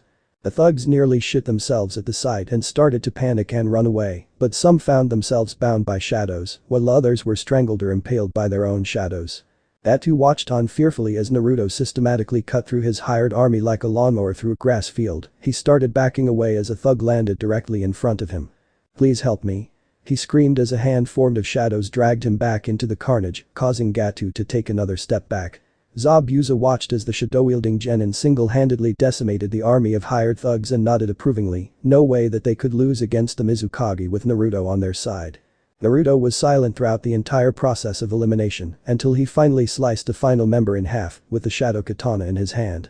Naruto watched in silent amusement as Gato stumbled backwards in hopes of getting away from him. His expensive business suit was completely drenched in sweat and his sunglasses had dropped onto the bridge. "Where's your so-called might, Gato? Money is no substitute for real power, you have learnt that lesson today." Naruto held his hand out in a choking motion and Gato's own shadow rose up and held him up by his neck. "Wait, stop, I can give you anything you want. Money, fame, women." Gato tried desperately to buy his way out of his current predicament. Naruto tapped his free hand to his chin and fake thought. "I have no use for money, I will gain fame and time, and I already have several beautiful women in my company. Your wealth can't get you out of this, Gato. It's time for you to pay for your crimes against not only this country, but everyone you have wronged. Now do everyone a favor and just die." Naruto snapped the crime lord's neck like a toothpick and dumped his body to the side of the bridge before turning around and finally noticing the bloody and body-strewn bridge. "This won't do at all, how are the workers supposed to build the bridge in this condition?" Naruto snapped his fingers as shadow portals started appearing and sucking in the blood, guts and bodies into the shadow dimension, thus leaving the bridge relatively clean. Naruto sighed as the shadows covering his entire body receded back into the familiar shape of his Zanpakuto. He sheathed his blade before walking back to a stunned audience. "What?" Naruto asked. "That was awesome, Naruto Nai. You totally kicked all of their asses." Inari shouted, causing the rest of the villagers to erupt into cheering and laughter now that the tyranny of Gato was gone. "Of course I did, just who the hell do you think I am?" Naruto smirked as he ruffled Inari's hair playfully. "No fair, Naru-kun, me and Anko wanted to get in on the fun as well." Akane pouted at not being able to spill any blood. "Hey, I didn't say you couldn't join in, you two just stood at the side watching when you could have jumped in at any moment." Naruto pointed out, causing Akane and Anko to look at each other sheepishly. "Hey Gaki, now that Gato is dead." Zabuza paused as Naruto turned to look at him. "I know, we'll rest up for a day and restock on our supplies before leaving for Mizuno-Kuni, land of water," Naruto told the Kiri missing nin. "Alright, you do know who the Yondaime Mizukage is, right?" Zabuza asked. "Yeah, I do. Yugura, the Jinchuriki of the Sanbi no Kaiodagame, three-tailed giant turtle," Naruto replied as he turned his amethyst gaze up to the sky.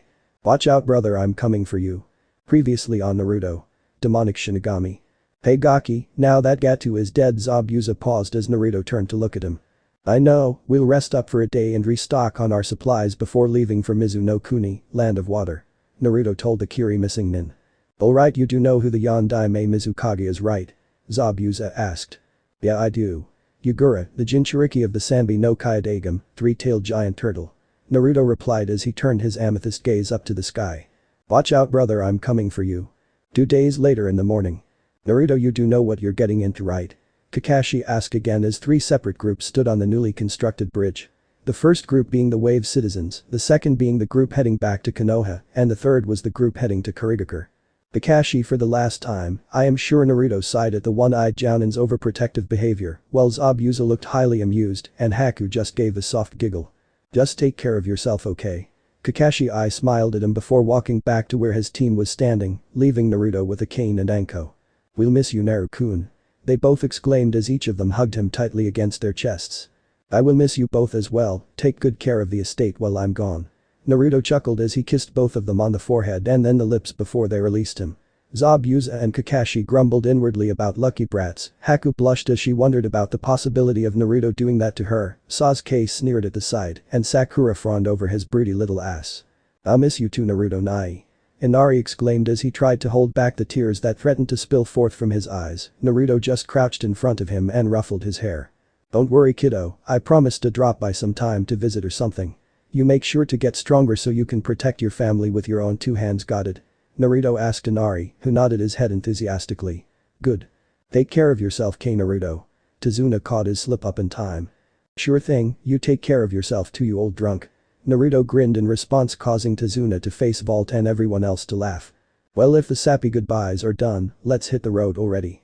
Zabuza growled impatiently through the bandages over his mouth. "Keep your bandages on, no brows, we're leaving already." Naruto gave a small wave back to the Konoha party, as well as the citizens of Nami no Kuni, land of waves. Zabuza restrained himself from attempting to cut the shadow user in half with his Zanbatsu. Tazuna suddenly slapped his forehead in exasperation, causing the citizens to look at him in confusion. "What is it, Tusan?" Tsunami asked her father, who turned to look at her before pointing out one important fact. I just realized that we have yet to name the bridge. Well, that's easy, Inari spoke up as every head turned to look at him. We shall name it the Great Naruto Bridge. Great Naruto Bridge, huh? That's a great idea, the bridge named after our country's savior. The Great Naruto Bridge. Tazuna shouted out. The Great Naruto Bridge. The citizens of Wave echoed his shout. But Naruto. Naruto sneezed violently. Zabuza raised a non-existent eyebrow and commented, catch a cold this fast already? Naruto just glared at the swordsman and replied, of course not, must be a Kane-chan or Anko-chan thinking about me already. Speaking of which, how did you even manage to score two hot as hell women such as them and even convince them to share you? Zabuza asked, obviously wanting to know the secret. Oh, it's relatively easy. Zabuza leaned in slightly to catch the reply, Haku also leaning in slightly as she caught wind of the conversation. I'm just that awesome. Naruto I smiled at them, resulting in both ninjas almost face vaulting. Zabuza mumbled under his breath about selfish brats, but they continued on their journey in relative silence, though Haku kept taking the occasional glances at Naruto. Naruto, being the excellent shinobi demon Shinigami that he is, noticed almost immediately and grinned but kept it to himself. Looks like someone may be finding their next mate sooner than expected. Kage's voice held a teasing quality to it as it drifted through their mental link. Haku-chan is strong, beautiful, confident, and has survived a childhood that is similar to mine. She would make an excellent mate, I just have to wait for her to come to me. Naruto smirked inwardly, causing Kage to let out a small giggle. Well, I'm going to take a nap now, just call my name if you need me. Kage yawned out and Naruto gave her a mental nod of acknowledgement. So Zabuza Naruto drawled, causing the missing nin in question to grunt as means of saying go ahead. What can you tell me about Yagura besides the fact that he has the Sanbi sealed in him?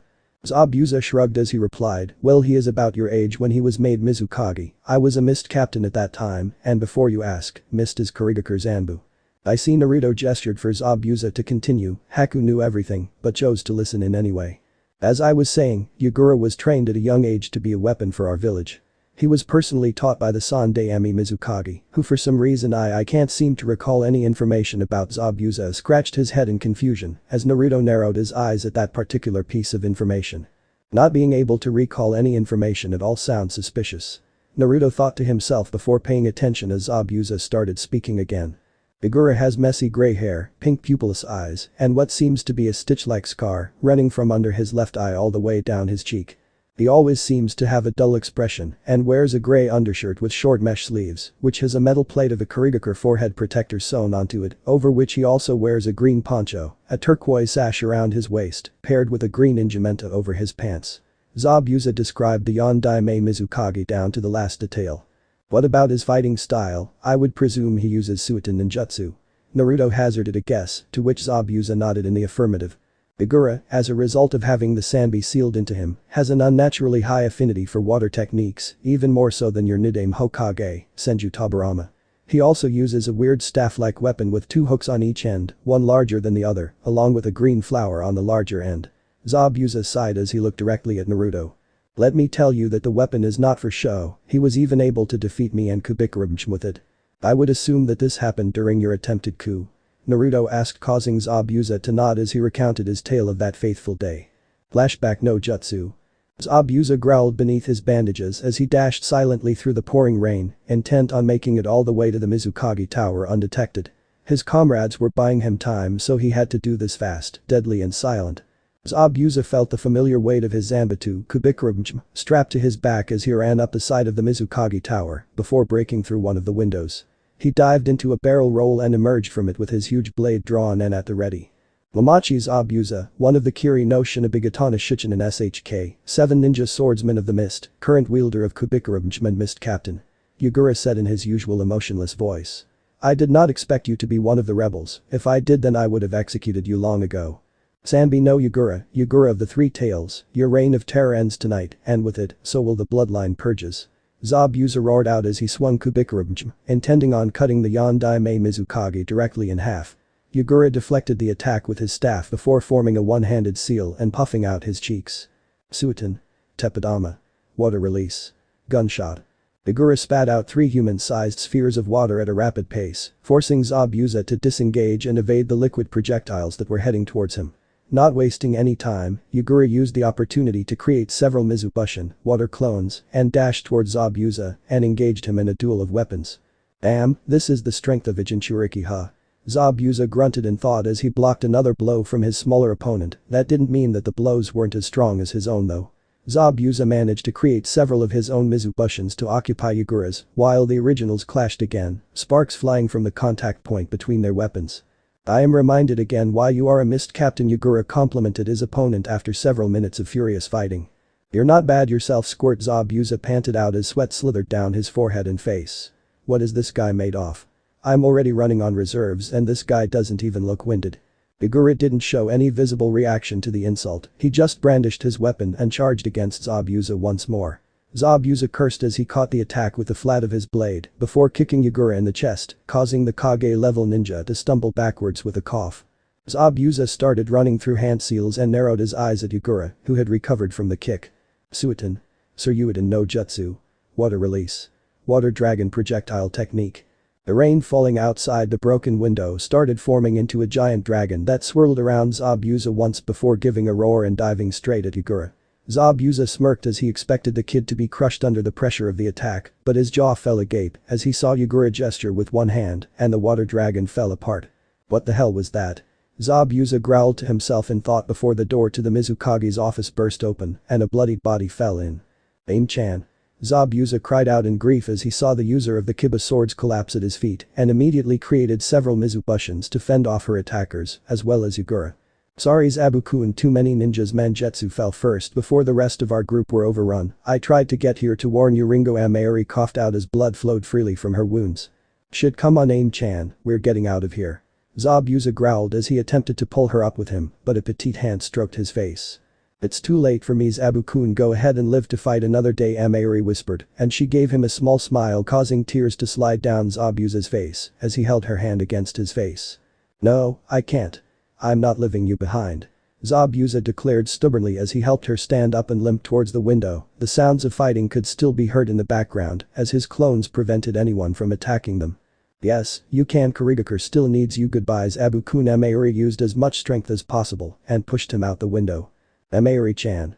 Zabuza shouted out as he fell from the window. Lightning illuminated the sky at that moment, allowing the swordsman to see Amayuri mouthing several words at him. I love you. The last Zabuza saw of Amayuri was her drawing Kiba and turning back to stall the enemy forces inside the tower. Zabuza backflipped in midair and on both feet before sprinting away from the tower. The pouring rain hid the tears that slid down his face as he ran, tears that he swore he would never shed again. Flashback no Jutsu Kai.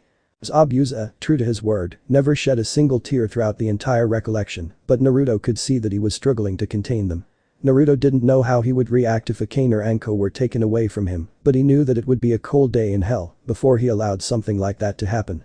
Zabuza saw Mihaku looked on in concern at her mentor master father, who quickly shook his head free of depressing thoughts and settled back into his tough guy image. I'm fine, Haku. He grunted in reply. Naruto looked up at the sky before speaking loud enough for Zabuza to catch. I promised to defeat Yagura and avenge her. Thanks, Naruto. Zabuza thought as his expression softened slightly. Next day. Come on, Naruto, rise and shine. Zabuza kicked Naruto's sleeping form roughly. Naruto cracked open his eyes and groaned, Funk, be gentler would you? Zabuza rolled his eyes as Haku giggled, time to get moving, we should be reaching the rebel headquarters in a matter of minutes if we travel at full speed. If I traveled at full speed, we would be there in a matter of seconds. Naruto smirked as Zabuza's almost non-existent eyebrow started twitching. You don't even know where the base is, so shut the funk up and follow me, Junior. Zabuza grinned under his bandages when Naruto started grumbling before pausing. Junior. Well, I can't call you Gaki since you don't look like one, but I do know you are younger than me, hence the nickname Junior. Zabuza explained simply. Fine, whatever you say, no brows. Naruto countered with a smirk. Haku merely watched on in amusement as the two traded insults back and forth for the remainder of the trip. Naruto stopped talking when they walked into a dense mist cloud that seemed to occupy the entire section of the forest. Something tells me that we're near the base. No shit, genius, just follow me. Zabuza said as he led them to a cave. Naruto could immediately sense something off about the cave, as could Haku. Ainjutsu, Naruto whispered quietly. He could feel the chakra used to weave the illusion and form the ram hand seal. Hi.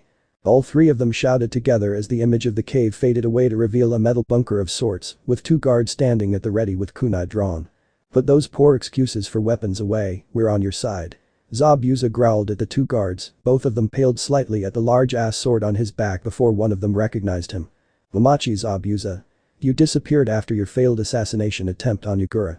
The older-looking one of the guards shouted, causing the younger-looking one to stare at Zabuza in awe. Yeah, it's me, who's in charge of this damn rebellion now? Zabuza asked the older shinobi, who did his best not to flinch under the larger man's gaze. Harumi Mei, she's the one leading us. He replied instantly. Harumi Mei, I don't recall anyone by that name, though I do remember the Tarumi clan. Zabuza rubbed his chin in thought. Naruto crossed his arms and glared at the swordsman, care to enlighten us on the clan. Members of their clan normally gain one of two Kekkei Genkai. They have the Yoten, lava release, or Futon, boil release. Yoten is, as the name suggests, the ability to use lava-based ninjutsu, while Futon uses an acidic mist to eat away at your target. Zabuza elaborated as Naruto seemed intrigued by it. He turned to face the guards. So which of the two does this Mei have? Mei-sama doesn't have one of the two, she has both of them, and that's why she is our leader. The younger guard declared proudly. Wow, both of them, huh? That's a rare occurrence. Never mind. We've wasted enough time. One of you two, bring us to this Tarumi Mei so we can discuss about the war effort. Zabuza pointed at the closed door. Aoga, you go ahead and lead them to Mei-sama while I stay here and reapply the Genjutsu. She should be at the strategy room with Ao and the rest of the higher-rank troops. The older shinobi addressed the younger one, who quickly nodded and swiped his blood across the door to unseal it. Naruto was the last in after Zabuza and Haku. The floor immediately sloped downward, which led Naruto to believe this was an underground base. They followed their temporary guide through a series of twisting and winding corridors before he ushered them into a room and left. Oh, this is definitely a surprise, Mamachi Zabuza of all people. A feminine voice said in surprise. Naruto turned towards the source and gasped at the sight that greeted him. She had ankle-length auburn hair styled into a herringbone pattern at the back, a top knot tied with a dark blue band, and with 4 bangs at the front. 2 bangs are short, with one covering her right eye, and 2 are long, crossing each other on her chest, just below her chin. Her emerald green eyes shone with determination that Naruto often sees in people that have a purpose. She wore a long-sleeved dark blue dress, which falls just below the knees. The dress only covers up to the upper part of her upper arms and the underside of her wrists. Underneath, she wears a mesh shirt that covers more of her upper body than her dress, but stops short of covering her shoulders and still leaves a sizable cleavage. She also wears shorts in the same color as her dress and, underneath those, mesh leggings reaching down over her knees. Around her waist, she wears a belt with a pouch attached to the back on the left. Naruto could only process one thought that shot straight through his mind upon laying his eyes upon the rebellion leader. Naruto thought with a grin before his observant eyes noted that she was checking him out as well. Harumi Mei was surprised when Mamachi Zabuza, the Kurigakure no Kijin, demon of the hidden mist, walked into their war room. However, she was even more surprised when a raven-haired female dressed like a hunter nin and a blonde-haired male followed him in. Mei licked her lips as she ran her eyes over the blonde. Such a fine specimen. Why hello there, and who might you be, handsome? Mei practically purred out as she strode up to our favorite blonde shinobi, who just smirked at her in response. Uzumaki Naruto, genin of Konohagakure no Sado. And I assume that the lovely lady I'm speaking to is Tarumi Mei, the leader of this rebellion. Indeed I am, though why is a Konoha shinobi following the Kurigakure no Kijin? Mei asked as she crossed her arms over her impressive chest, which only served to accentuate them more. Naruto, Zabuza and every other male in the room were forced to stifle their own nosebleeds at the sight, while Haku merely growled lowly at the auburn-haired woman. Naruto shrugged. I was on a mission, ran across old No Brows here and kicked his ass. Haku here helped him escape, found it too bothersome to kick his ass again, so I made a deal with him. He would stop pursuing my client if I helped him kick the Mizukage's ass 6 ways to Sunday, so well, here I am. Zabuza grinded his teeth at the nickname. Haku was still glaring at Mei. Everyone else was looking at the blonde, as if they believed he just escaped from a mental asylum. You defeated Mamachi Zabuza, one of the Kiri no Shinobigatana Shichinen SHK, by yourself. Ao said slowly as if to emphasize each word in the question. Naruto rolled his eye in exasperation. Yes, I kicked his ass. Why is that so hard to believe? Yeah, as embarrassing as it is to say it, he totally wiped the floor with me. Zabuza grunted in addition, causing everyone there to gape at Naruto. Yes, I did. Now can we move this along so I can go kick my brother's ass and go home? Naruto asked impatiently, causing everyone to look at him in confusion. Mei decided to voice out everyone's question. Yagura is your brother? We aren't related by blood if that is what you meant. I was referring to the fact that I used to be a Jinchuriki myself. Naruto explained, causing everyone to go wide-eyed. You're a former Jinchuriki? Mei asked and got a nod in response. You're from Konoha and a former Jinchuriki. The only Biju that attacked Konoha recently is the… Naruto smirked as he looked at all the pale faces in the room. Wow, beautiful, sexy and smart.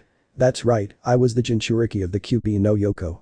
Mei blushed at the comments, but quickly beat it down and looked at Naruto seriously. If what you said is true, then that means the QB is free from the seal, so where is he? She, Mei-chan. QB is a female. Naruto corrected, causing Mei to blush again at the added suffix to her name, before she finally digested that piece of information. Ha! The strongest Biju in existence is a female, take that you sexist bastards. Mei shouted into the air, everyone in the room sweat dropped at the action, but Naruto snorted in amusement. I get the feeling that both of you would get along perfectly. You know the QB personally? Ao asked incredulously. Naruto grinned in response, of course I know her personally, she is one of my mates after all. Mei blinked owlishly at the statement as her brain tried to process the information it had just received. You are mated to the QB and have more than one wife. Well, the correct term is mate, but that is about right. It's that redeed right, Akane, if I'm not mistaken. Zabuza finally spoke out. Right you are, how did you know?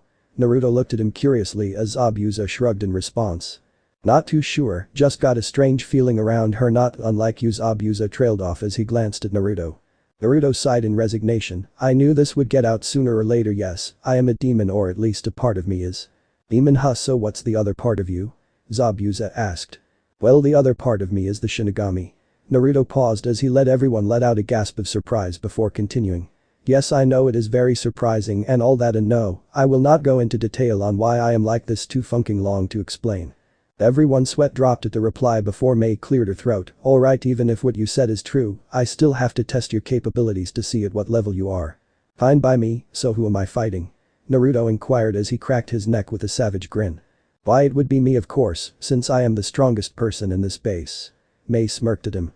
Naruto chuckled as he shook his head in amusement before looking at Mei with his grin still in place. By the end of our little spar, you will know just how wrong that statement is. We'll just have to see about that, won't we?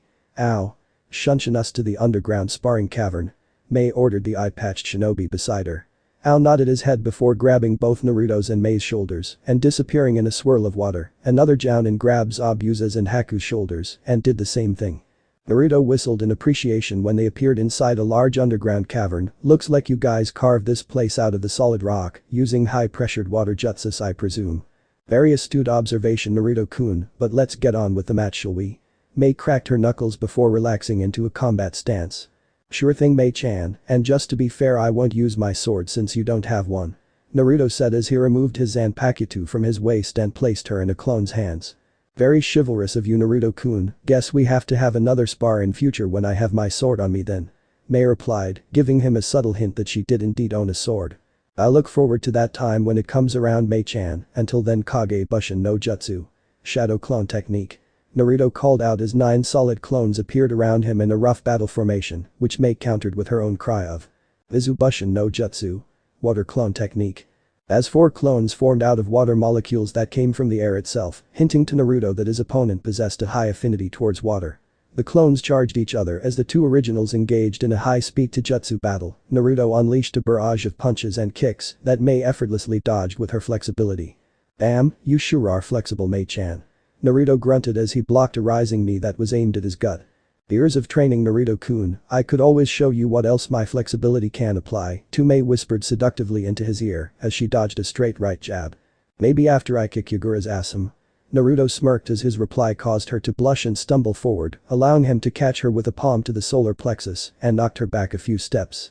Mei coughed slightly before smirking as she ran through several hand seals and breathed in deeply. Yoten. Taki Kasekdo no Jutsu. Lava release. Cascading waterfall technique.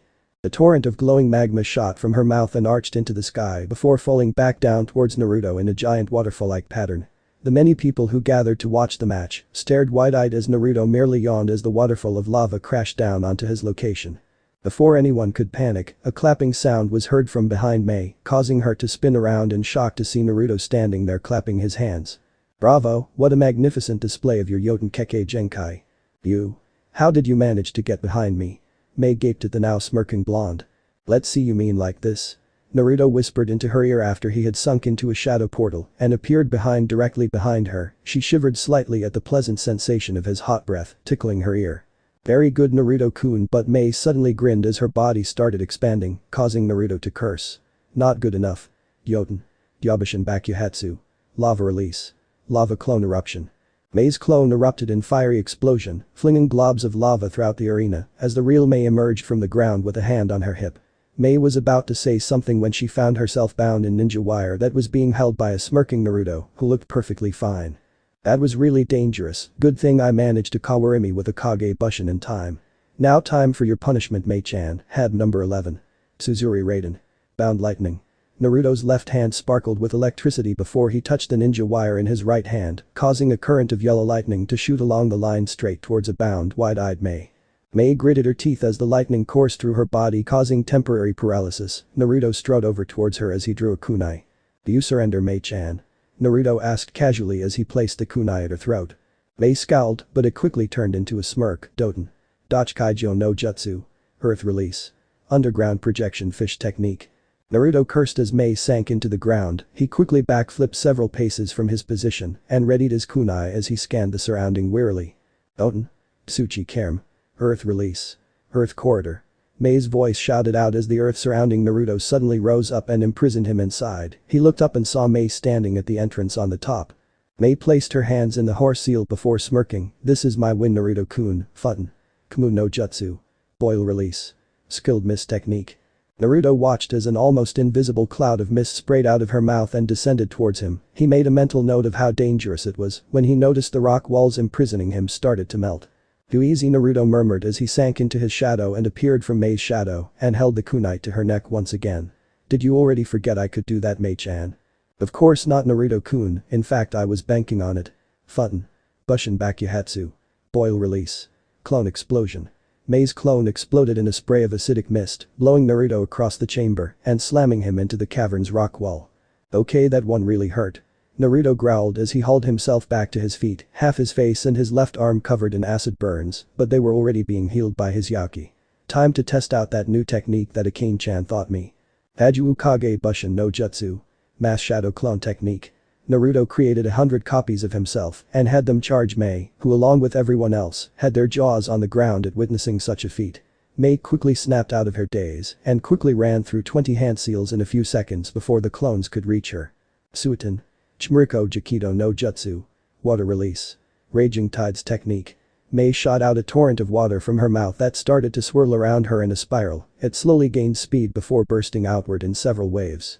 Naruto's clones that were closest to her were dispelled instantly, and those that were further away were carried by the waves and slammed into the walls of the cavern and then dispelling. Mei was panting slightly as she searched the now rather wet cavern, but couldn't find the blonde partial demon. Her eyes darted from left to right as she tried to slow down her breathing. Naruto wore a self-satisfied grin on his face as he crouched upside down in the shadows of the ceiling of the cavern. His hands weren't idle for that matter, as they were running through an assortment of unknown hand seals. Naruto's grin stretched out across his face as he finally finished the sequence on a seal that looked strangely like a tora, tiger, seal. Up here Mei-chan. Onikaten. Kitsune Bai no Kuchi. Demonic fire release. Foxfire's maw. Everyone gawked as blue flames gathered around Naruto and formed into a whitish blue flaming fox head with its muzzle opened. A bluish glow surrounded the mouth before a jet of blue flames shot towards Mei. She backflipped away from the spot as the torrent of whitish blue flames instantly melted the rocks there, but it didn't stop and continued towards her. Damn. Mei cursed aloud as she continued to evade the stream of foxfire that didn't seem to let up. She backflipped one more time before she felt her back slam against a wall behind her. Thinking quickly, she ran through several hand seals.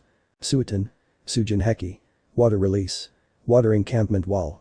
Mei spewed forth a large amount of water from her mouth that quickly formed into a protective wall in front of her, preventing the flames from scorching her. The hiss of evaporating water could be heard throughout the cavern, the evaporated water turning into a mist that obscured everyone's sight including the two combatants. Naruto released the technique as the fox head dissipated into the air. He silently formed 3 shadow clones, and all 4 of them dropped silently back to the cavern's ground. No sooner did their feet touch the ground that one of his clones dispelled by a kunai through the head, meaning that Mei was still in action. This mist is seriously getting troublesome. Great, now I'm starting to sound like Shikamaru. Naruto groaned mentally as he and his 2 remaining clones split up and moved through the mist silently. Meanwhile at the sidelines, Zabuza was grinning underneath his bandages as he observed the match between 2 extremely strong and skillful shinobi. The Gaki is seriously strong even without his special sword. I haven't seen a fight like this in years. Zabuza exclaimed in manic glee, causing Ao and Haku to sweat drop at his remark. Mei had a kunai in each hand as she stealthily moved through the dense mist. She wasn't as good as Zabuza in the silent killing style, since she was more of a direct approach person.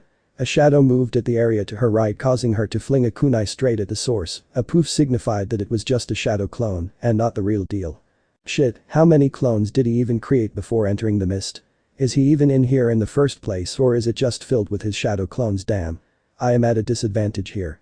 Mei thought bitterly as she tightly gripped her other kunai before she heard a sound to her left and whirled around just in time to block a descending strike from a kunai-wielding Naruto.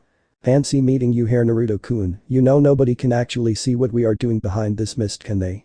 Mei purred seductively in an effort to hide her previous nervousness. As tempting as that is, Mei-chan, I'm just a clone. Naruto's clone grinned as the real Naruto charged at her from behind and tackled her to the ground, pinning her arms onto the ground with his own. Mei was physically weaker than Naruto and couldn't force him off, so she took a deep breath and prepared to scorch him at point-blank range with her lava. Damn her lava. Think fast, Naruto. Naruto quickly crushed his lips against hers in a forceful kiss, causing Mei's eyes to widen considerably as she lost focus on her technique. The mist chose this moment to dissipate, revealing the lip-locked couple to their gathered audience. Haku was glaring daggers at the auburn-haired woman as she mentally imagined herself in that position, while the other shinobi, Zabuza and Ao included, watched with wide eyes and hanging jaws. Mei finally got over her shock as she closed her eyes and relaxed into the kiss before kissing him back, which greatly surprised Naruto, but who would complain about such a situation? Naruto licked her bottom lip gently as Mei parted her lips slightly, allowing him to slip his tongue into her mouth and wrap around hers. Mei moaned into the kiss as Naruto sucked gently on her tongue before exploring the rest of her wet cavern. They continued like this for an entire minute before an embarrassed cough interrupted them. They separated from each other to see a slightly flushed Ao looking at them along with the rest of their audience. Naruto helped Mei back to her feet and straighten out their ruffled clothes. So do I pass the test? Naruto asked. Most definitely, I would say you are at least on par with a Kage level shinobi. Come to the command center first thing tomorrow morning, you can do whatever you want for now. Mei replied as she tried to keep the blush of her face. Anything, huh? Can I have a guide to show me around? Wouldn't want to get lost or something. Sure, let's see who should be up to the job. I know. Mangetsu, get over here. Mei shouted out. Naruto turned and saw a white-haired teenaged male with a strange bandaged-up fish-shaped object on his back. Hi Mei-sama, what can I do for you? Mangetsu saluted the rebellion leader. Mei gestured at Naruto, who waved his hand in greeting. Please show Naruto-kun around the base and find him a suitable room to bunk in as well. Consider it done. Mangetsu grinned, allowing Naruto to see his shark-like teeth. Follow me, Naruto-san. No, none of that san bull crap. Just plain old Naruto will do. Naruto corrected, causing Mangetsu to let out a bark of laughter. I can tell we're going to get along just fine, Naruto. Mangetsu paused as he saw Naruto retrieve his sword from his clone and reattached it to his waist. That's a beautiful sword, does it have a name? Yeah, she does, her name is Kage Bushin. And she is a sentient sword, also known as a Zanpakuto. Naruto caressed Kage Bushin gently, earning a slight tingle of happiness in response. Then shouldn't her name be Shadow Empress instead? Mangetsu asked in confusion, causing Naruto to facepalm and groan in frustration. I know. However, that is her name and there is nothing sheer I can do about it. Ahaha, I see. Well, the sword on my back is Hiramekure and one of the 7 legendary swords of the mist. Mangetsu pointed at the fish-shaped bundle attached to his back. Okay, enough standing around, I'm supposed to show you around. Lead the way, see you two tomorrow morning. Naruto waved at Zabuza and Haku before disappearing around the corner. Mangetsu led the way through the various corridors and tunnels that the whole underground base seemed to constitute of. They passed by many different shinobi that Naruto assumed had Kekkei Genkai. So what clan are you from? Naruto asked his guide as they walked past the mess hall. Oh, I'm from the Hazuki clan. Our Kekkei Genkai allows us to transform our bodies into water, thus preventing us from sustaining damage from physical attacks. However, this leaves us more vulnerable to lightning-based techniques. Mangetsu answered without breaking stride. So how many members of your clan made it out of the bloodline purges so far? Mangetsu frowned a little but still replied, right now we are down to about 10 or so clan members, with me and my younger brother being one of the 10. Our parents were killed during the initial phase of the bloodline purges, they sacrificed themselves to make sure we got out safely. I'm sorry to hear that, does that mean your younger brother is here as well? Yes, he is. As a matter of fact, I shall introduce you right now. Mangetsu declared as he grabbed a hold of one of Naruto's arms and dragged him down several narrow hallways before stopping in front of a wooden door. He rapped on it 3 times before testing the knob and found that it was not locked, so he pushed it open. Naruto was greeted by the sight of a smaller version of Mangetsu, only that the boy's hair had a slight light blue tinge to it. Naruto noted that the boy seemed to be around his age, not counting the fact that the transformation gave him an adult's body and was in the middle of performing some katas. Naruto, this is my younger brother by 4 years Sujetsu. Sujetsu, this is Naruto and he is here to help us fight against Higure team. Mangetsu introduced them to each other. Nice to meet you. Sujetsu grinned as he shook hands with Naruto, revealing that he had the same shark-like teeth that his brother has. Ditto, I see you were going through some Kenjutsu katas. You are planning on following your brother and joining up with the Kiri no Shinabigatana Shichinen SHK, 7 ninja swordsmen of the mist. Naruto asked the younger of the two Hazuki siblings. Of course, that is my dream. To be able to fight alongside my Aniki as one of the 7 ninja swordsmen of the mist. Sujetsu proudly declared. Naruto chuckled as he turned to leave the room, that is a good dream Sujetsu, I will look forward to the day that you fulfill it. Naruto left the two brothers to their own devices as he backtracked to the room that Mangetsu had pointed out beforehand. He stopped in front of the wooden door that was supposedly the entrance to his room. Naruto shrugged as he knocked on the door 3 times, yo, is anyone in there? The sound of creaking followed by shuffling feet could be heard before the door opened to reveal a male that appeared to be in his early 20s. Hey, you must be that Naruto that Mangetsu had told me about, come on in. Oh, but apparently I was not informed of who my roommate actually was. Naruto told the man. The man paused before turning around with a wide smile, oh how rude of me, Uzumaki Kenshiro at your service. The end. So how was this part, I hope you like it. And if you like it share this part with your friends and like the video too. And don't forget to subscribe our channel for daily awesome fanfiction. Okay, it's time for me to go. Bye bye.